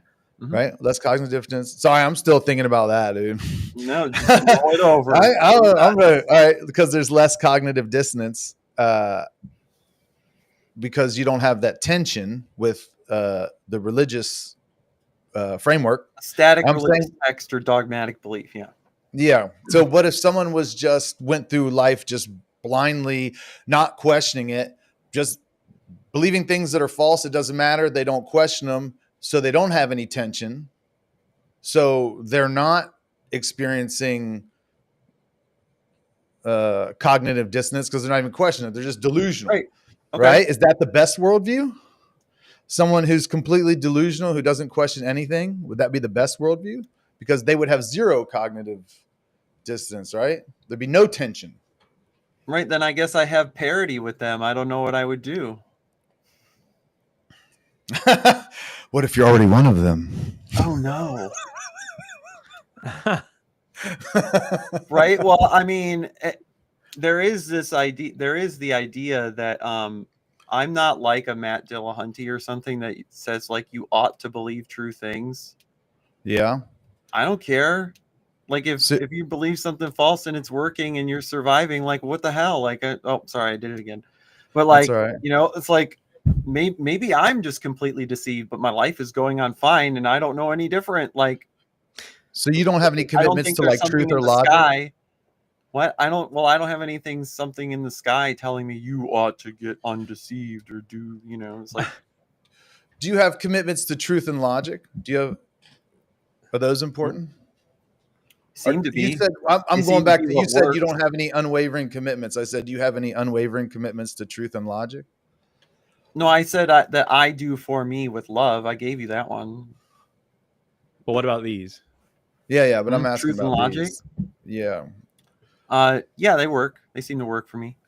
No, I'm saying, do you have a commitment to them? An unwavering commitment? Their logic has to be a thing. Truth has to be a thing.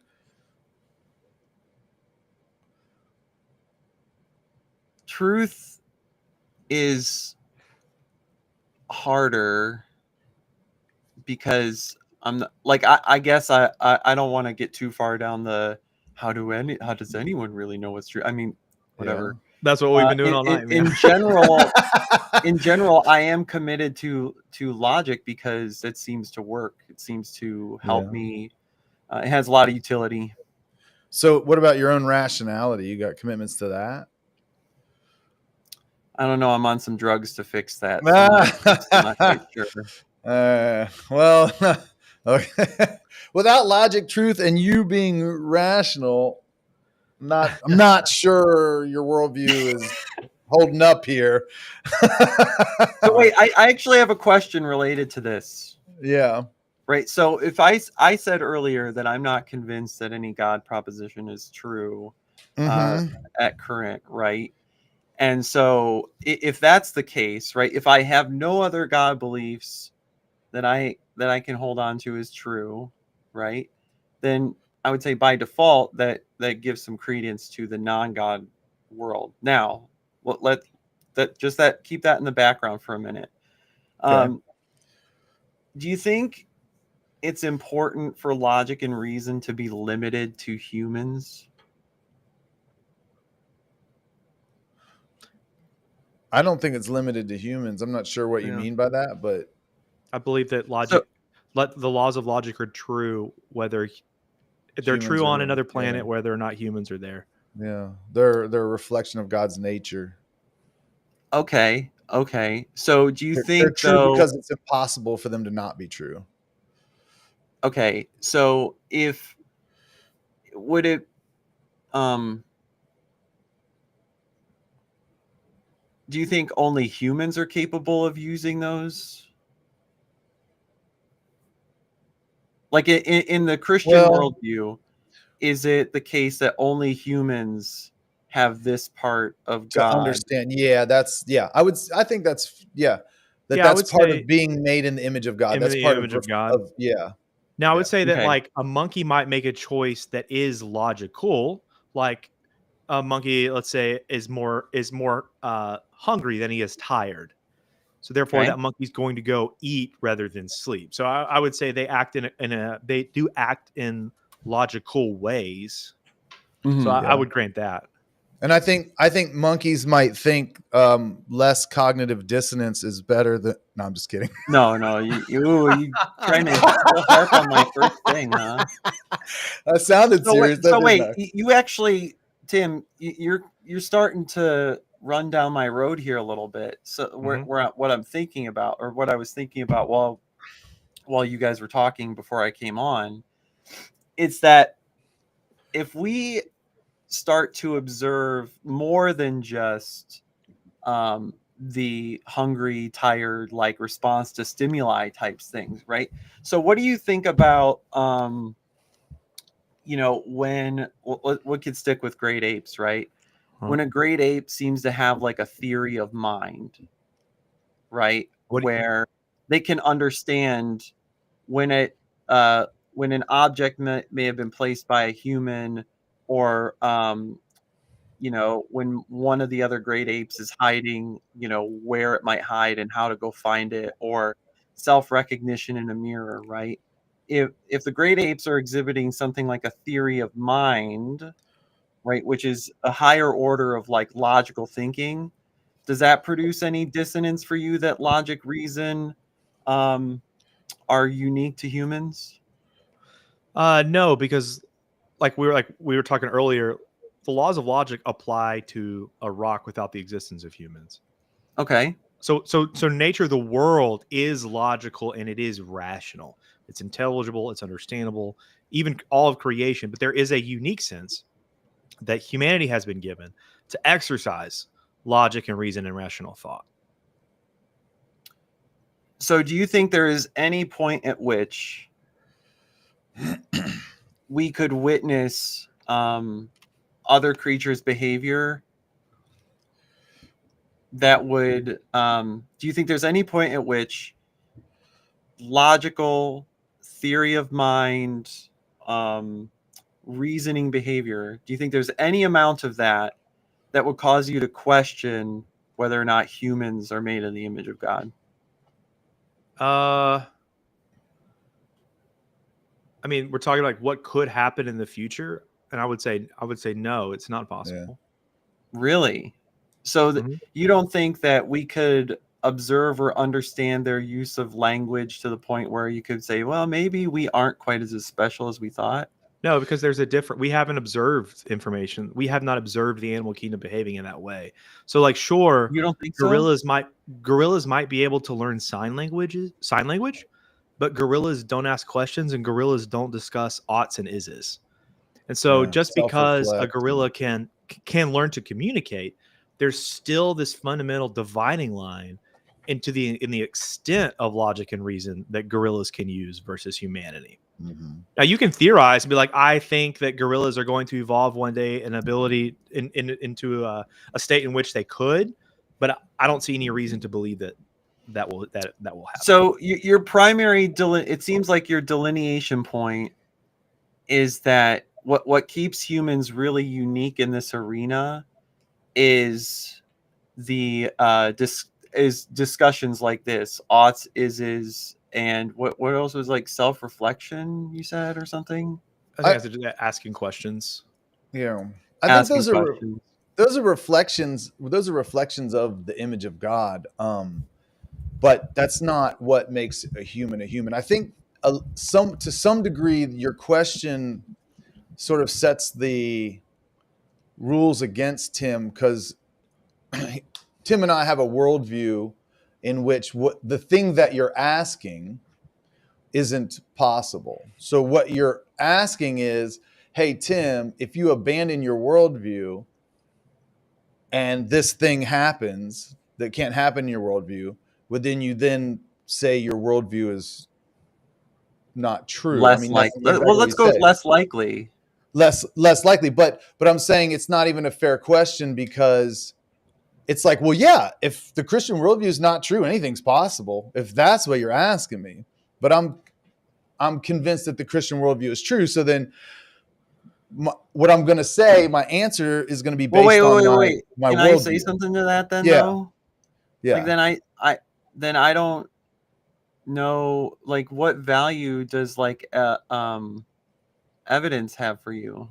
Like, if you wouldn't consider like so what you're actually saying to me and your audience is that there's no amount of evidence that could convince you Christianity is false because you already believe it's true, right? So my question is actually something like this: if there was evidence that ran contrary to the truth of Christianity, what would that do to your Christian belief, right? And your response sounds to me, I'm not saying you are saying this, your response sounds to me like, well, I'm going to operate as though Christianity was true. I'm not willing to abandon it. Is that fair? Like, I won't get rid of that, even in light of what you're proposing. If I'm mischaracterizing you, just say so. No, your question is just being asked from your worldview. So your question assumes your worldview is true when you ask the question. Is there a problem with that? No, I assume my worldview is true when I ask you questions. I thought I could get you. No, I'm We saying assume that's why our the worldview question- is true when we answer the Yeah. question about monkeys in the Very future. good. Very Yeah, good, the question's very not good. 'Cause fair. if The you question's said, it like, forces there me is to a problem with abandon. that. Before I even say that would make me abandon the Christian worldview, I have to abandon the Christian worldview to even answer the question. That's why I say it's not fair. Interesting. Okay. But I do think that. So wait. Good. So it does sound to me though, like so you think the question is unfair because it's asking you to abandon your worldview to answer it. So, well, hang on. Okay. So do you think it's impossible to have a like a third position or a middle position or an uncommitted position between these two things? Because it sounds like if I can never assess the truth of something without looking at it from outside of both views, like I feel like that's disingenuous. I don't believe there's such a thing as outside of. I don't believe in neutrality. I don't believe that Okay. Yeah. So you understand the world through your worldview. I understand it through mine. There's common ground, obviously. We're Right. experiencing it right now, but there's not neutral ground where we don't already bring a lot of presuppositions with us when we start talking. And I think that's why that question's hard to ask. I mean, I think God is the necessary precondition for intelligible experience. And then if you ask me what would make you not believe in God, I'm like, well, I just said he's the necessary precondition for me to even answer that question. God has to exist, right? So you see how we it's the reductio ad absurdum. To even answer the question plunges us into absurdity. Or to answer the question affirmatively, to say, oh yeah, God could not exist. Does that make sense? Yeah, I guess. I don't know. I guess there might be another way I need to frame that question so that you don't feel as if I'm asking you to abandon your worldview, and maybe I wish I could pose it a different way. Like, I could, wait, hold on. Maybe Okay. I've got something here. So you know how people go? Do you remember the shows like Montel Williams and like Jerry Springer? Yeah, stuff, Jerry right? Springer. So you'd have guest A, right, come on to the show holding the belief that their spouse, their partner really loves them, right? Okay. Mm-hmm. So then their partner is brought on, right? And now they know they're on the show and they're like, oh my goodness, like, you know, my partner's on here with me. What is happening? Now that belief that my partner really loves me is in tension, right, with the circumstances before them, right? And then they're like, let's bring on Tina. Throwing stuff, right? And that's more of like the intent and how I'm gearing that question is I want you to be in that first seat as the guest where I love God, I know God, I feel as though all the things I believe about God are true, but here walks in something different. And now does that put some tension in the worldview I already have? It's not to say get out of your worldview. I want you to get onto the Jerry Springer of world experience and like, you know, these things we observe and stuff like that. And like, you know, these seemingly higher forms of cognition in other animals.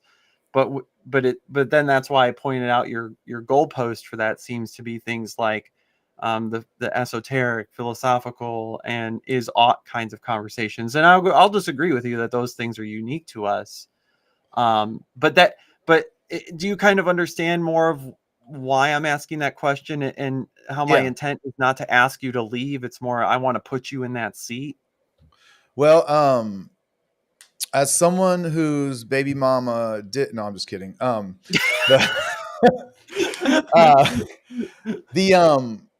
was sitting here thinking while you were talking, and I believe there's a lot of reasons I'm convinced of the Christian worldview. Some of Sure. them are personal experience, things like that won't have any value to anyone else.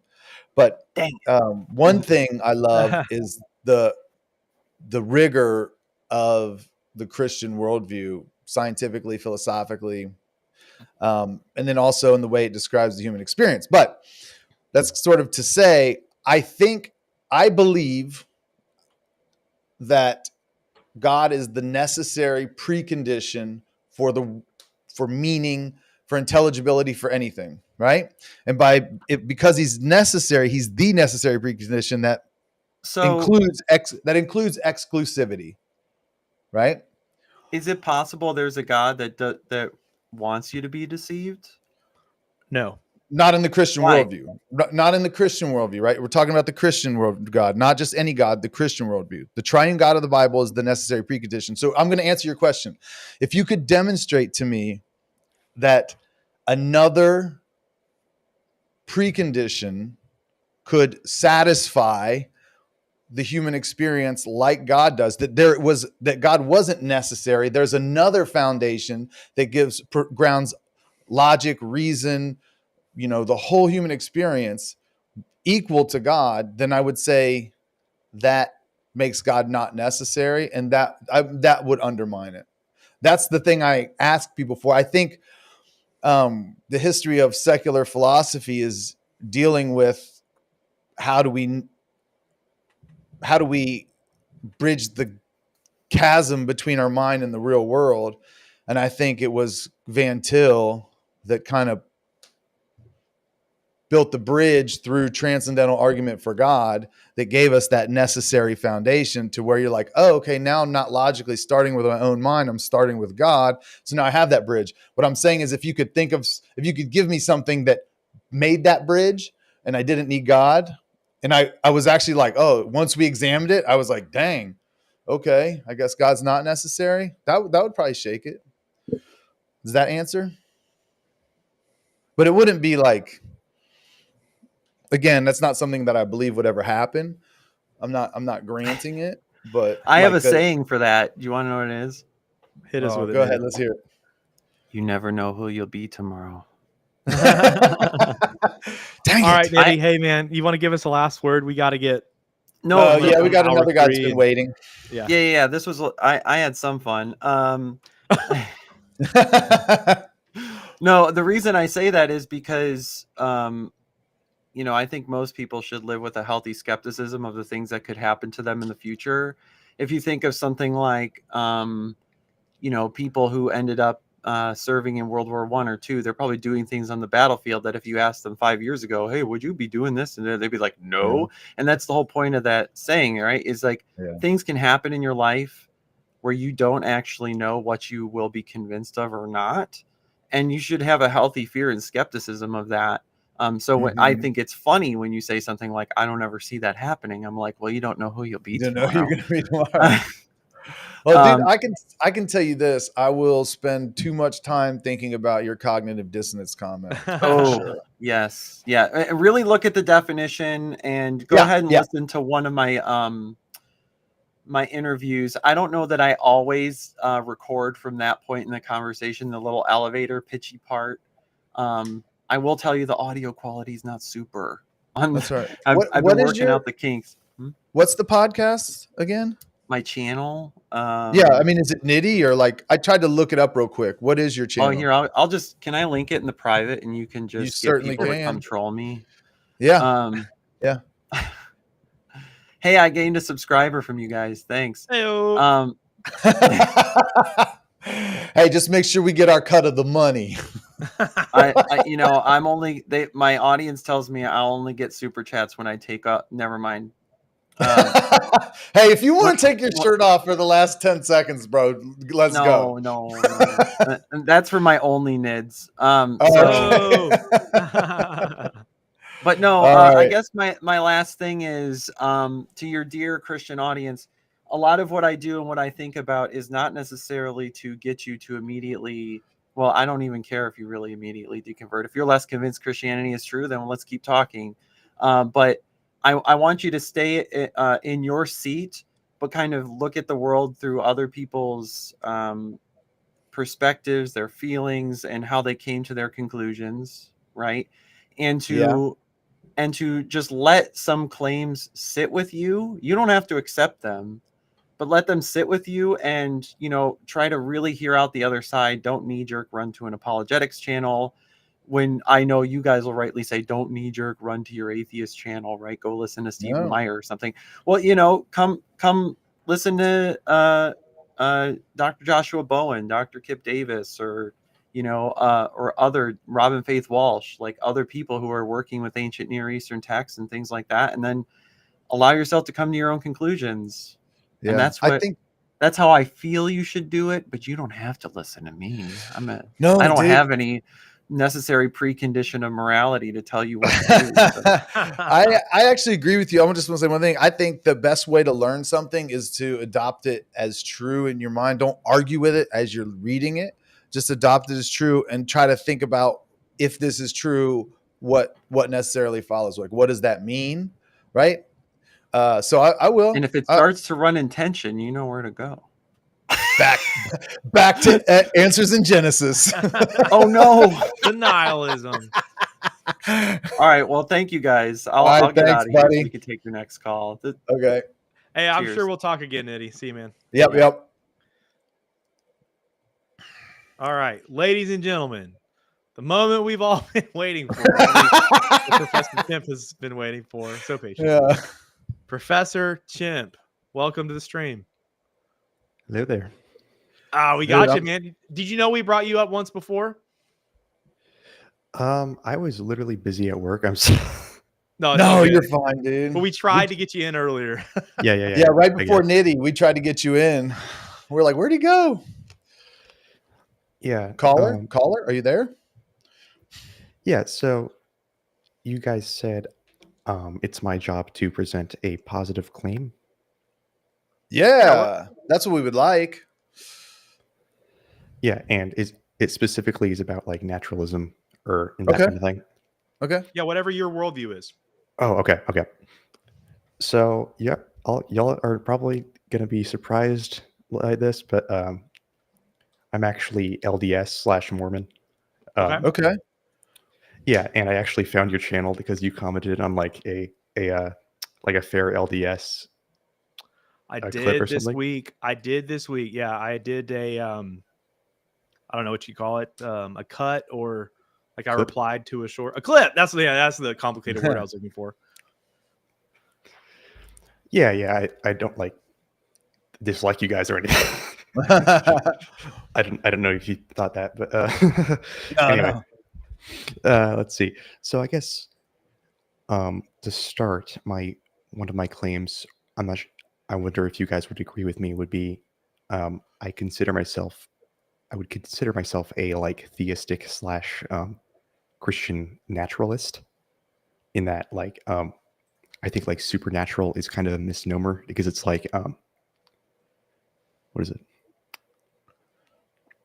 It's like everything has like a cause and effect, even like the will of God. Like he has like a will that causes things to happen. So there's like a sequence of events, and I would call that, in my opinion, naturalism. When you're coming, but like when it comes to like secular naturalism, which like presupposes that like there's can't be anything divine, I would disagree with that. But yeah, does that make sense?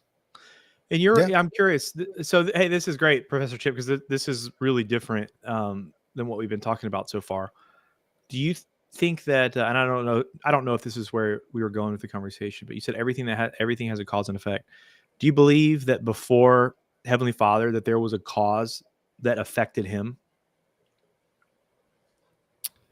Let's see. So I actually do not hold to the. If you're thinking this, I just don't. I'm going to clarify. I don't hold to the quote unquote infinite regress model. I only hold to the which is like, oh yeah, Heavenly Father had a God who had a father who had a father. Like, I don't hold to that. I hold to God the Father has always been the most high God of all of the, and like all of the spirits / intelligences, which would be like, I guess, like an infinite not field, but like an infinite stretch of like conscious matter, I guess. it's kind of hard. It's kind of weird. I don't know. But Is that, how do you reconcile that with like the King Follett discourse where Joseph said, I'm sure you're familiar with it. Yeah. You've heard him suppose that God was God, you know, and I'll take away the veil and all that stuff. How do you, he seems to be implying there, and I know that's not official church doctrine, but he seems to be implying that there was a point in which God was not God, and that there was some kind of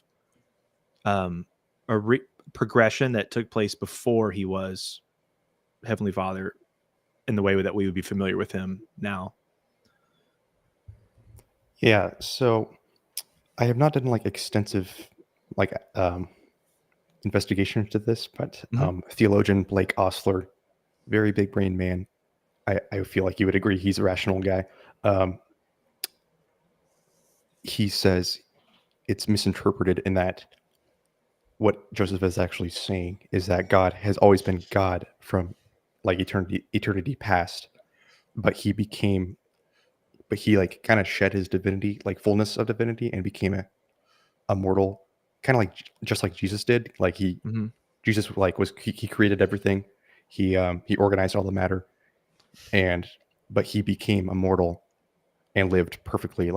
So God the Father never was just a sinful man like us and progressed. He like was always God and then became mortal and then got resurrected. Does that make sense?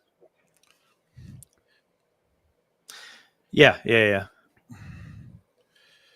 So no, I'm tracking. I mean, I think there's a lot of, I understand when it comes to Latter-day Saints, there's a lot of diversity in what Latter-day Saints have believed about Heavenly Father, and especially like before Heavenly Father. Because it seems to have like if the laws of eternal progression applied to Heavenly Father, then there would need to be some kind of progression before him. Like he would need to have come from something.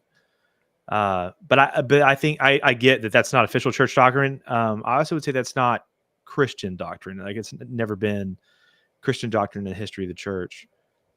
And so one of my issues is that when Joseph Smith came around, he essentially rejected or Latter-day Saints Mormonism essentially rejects every core tenet of biblical Christianity.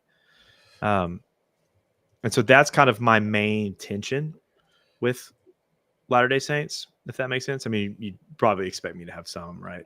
From the clip that you saw. But yeah, like I was just thinking about Dan McClellan. Like, yeah, he does not represent like the average Latter-day Saint at all. Like, I don't think he's a Latter-day Saint, man.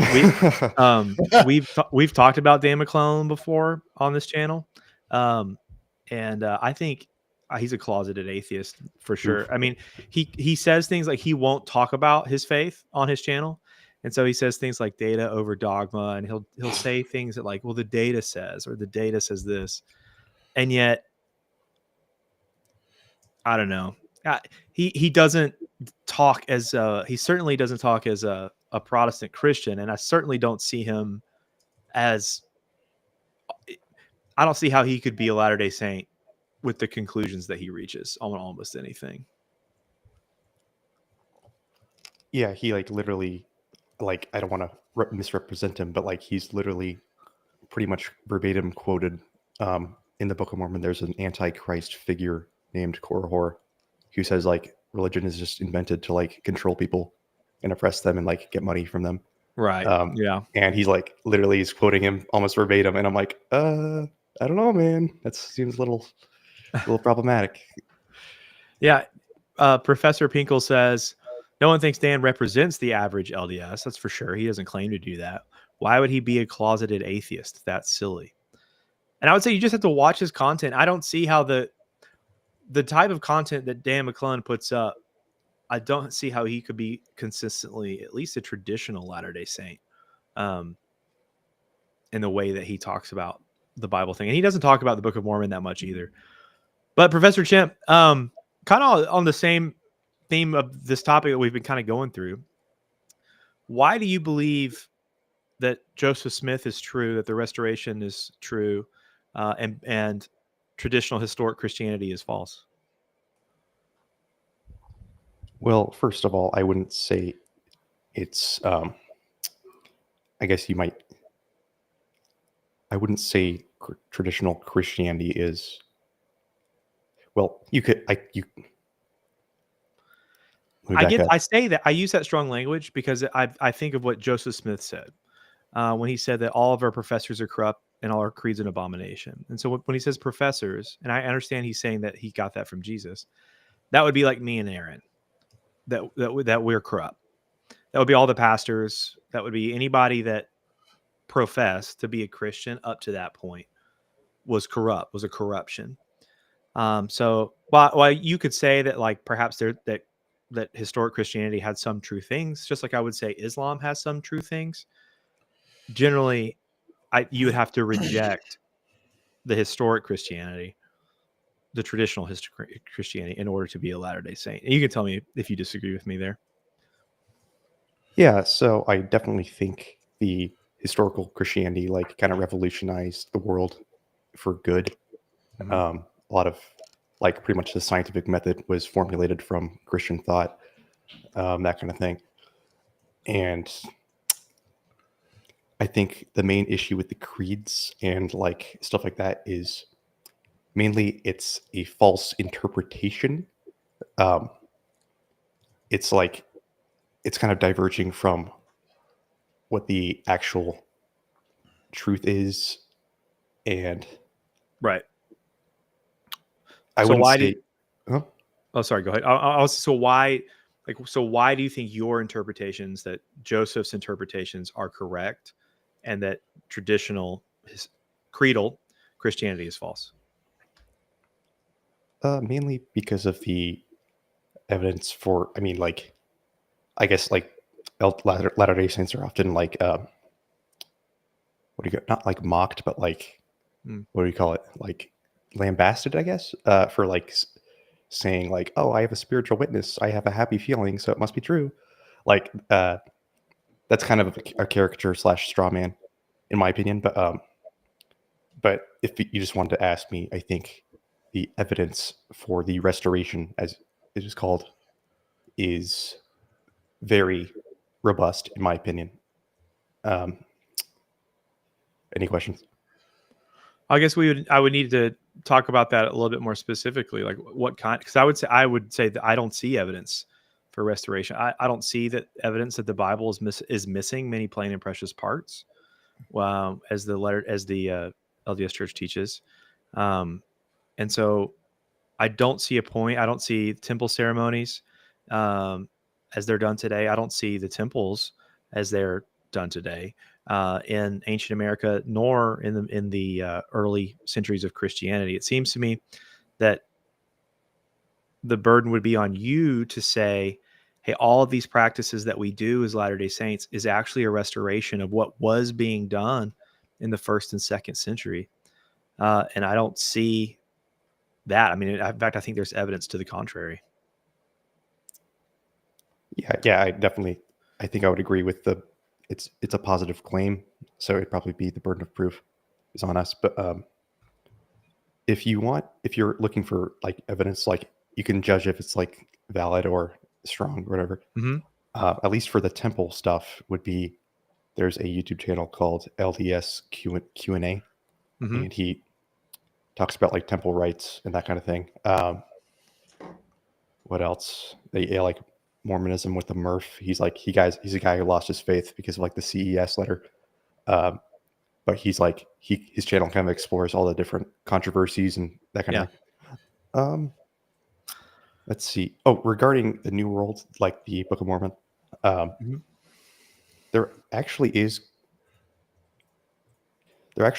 quite a lot of evidence for not just archaeology, but also like linguistic evidence and geological evidence, in my opinion.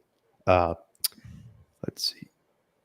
I would say there's discoveries that have made some aspects plausible, like in the highest degree you could get would be plausibility.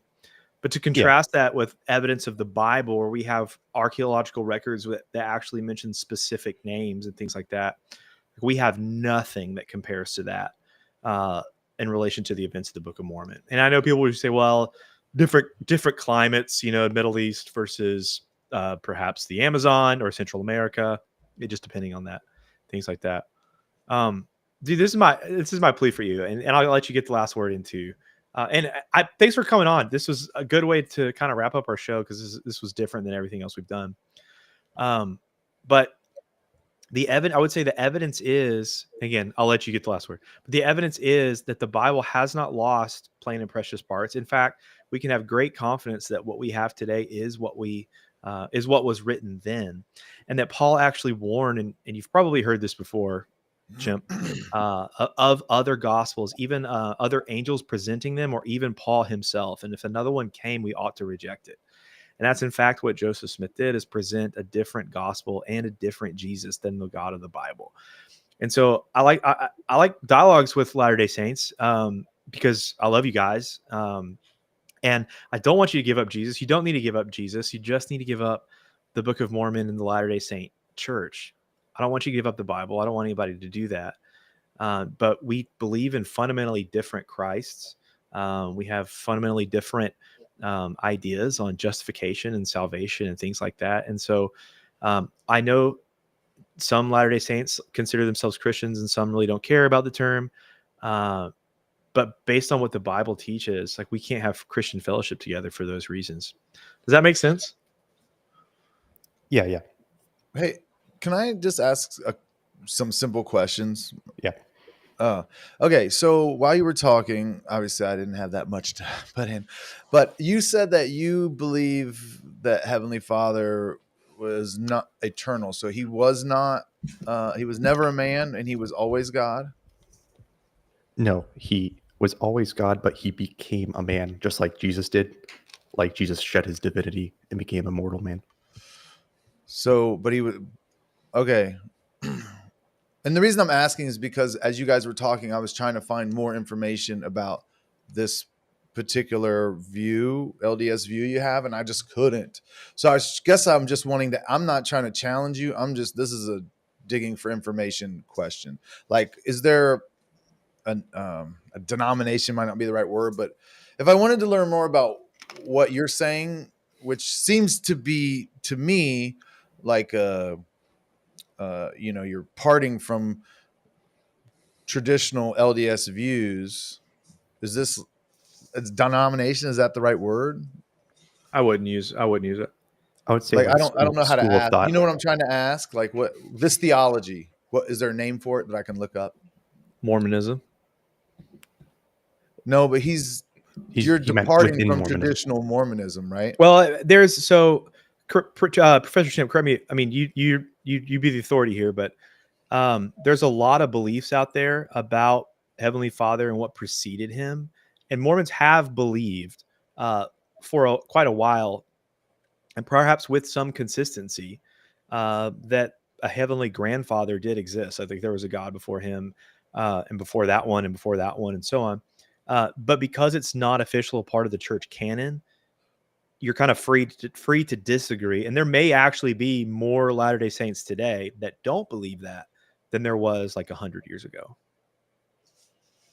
So what is the traditional, what's like the or Orthodox, is that the right word? The traditional Latter-day Saint belief on Heavenly Father, that he was a man and became a God, or that he was always a God, became a man, and then went back to being a God? I haven't done like a timeline examination. To answer your first question about like where can I learn more about this specific view, I would refer you to Blake Ostler, theologian guy. Blake Ostler, is that what you said? Okay, I'm listening. I'm just making notes. Yeah. Okay, so all right, and so okay, and you're saying that's where to go to learn more about what you're saying. Yeah. Okay. Cool. Yeah, I hadn't heard that. But then again, if I'm being fair, I don't know that much about Mormon theology, just a little, just enough to probably straw man you, but not to say something meaningful. So, but I'll look into this. He's a philosopher, a Mormon philosopher and theologian who takes a neoclassical approach to LDS theology. That's the quick. Hey, and Professor Chen, last word, man, all yours. Yes, go ahead. Yeah, so you mentioned that like or you believe that Mormonism diverges from like the fundamental tenets of classical Christianity and you would say like the Bible. Yeah. I mean, I would disagree with that, obviously, because I believe in the Bible. But as far as it's translated correctly, I guess so. Yeah. Same. Yeah. I mean, yeah. Anyway, the other one would be, I mean, for example, just one example would be, I think the Old Testament is henotheistic, which means like God is the most high God, but the other gods exist. So I feel like that's not incompatible. But, and then what was the other thing you mentioned?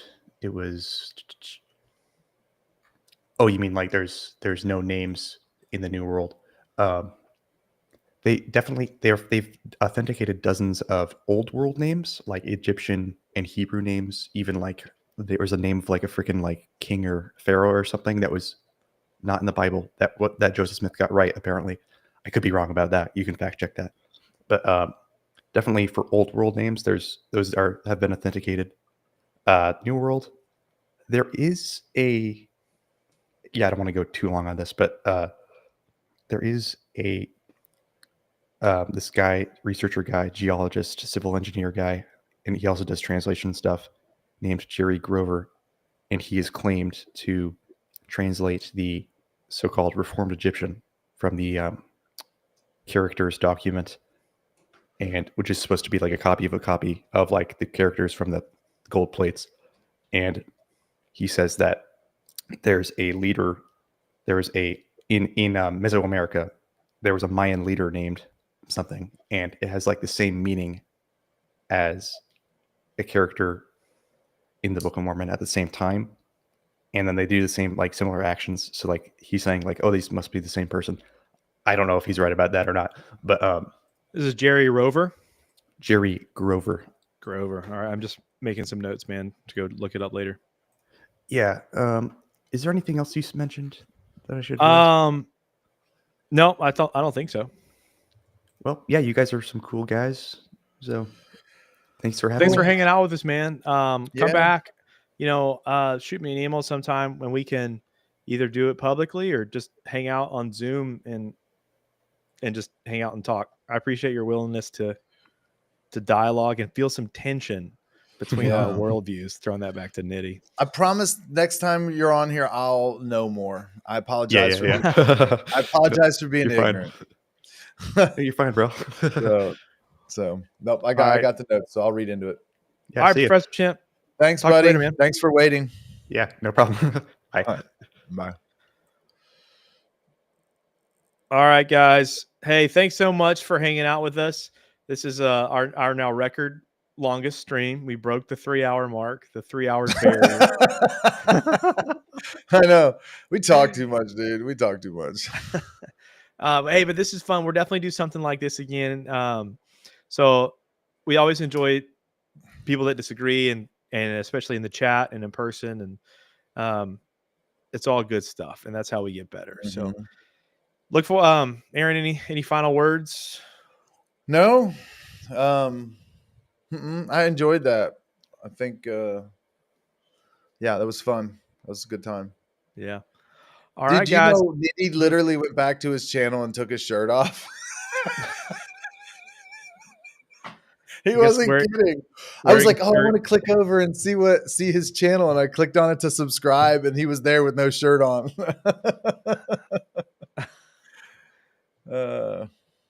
Hey, thanks to everybody who's here and stuck with us. I appreciate it. I guess wearing a shirt produces more cognitive dissonance than I know. I'm going to dig into that. If you're listening, Nitty, I will dismantle that. All right, everybody.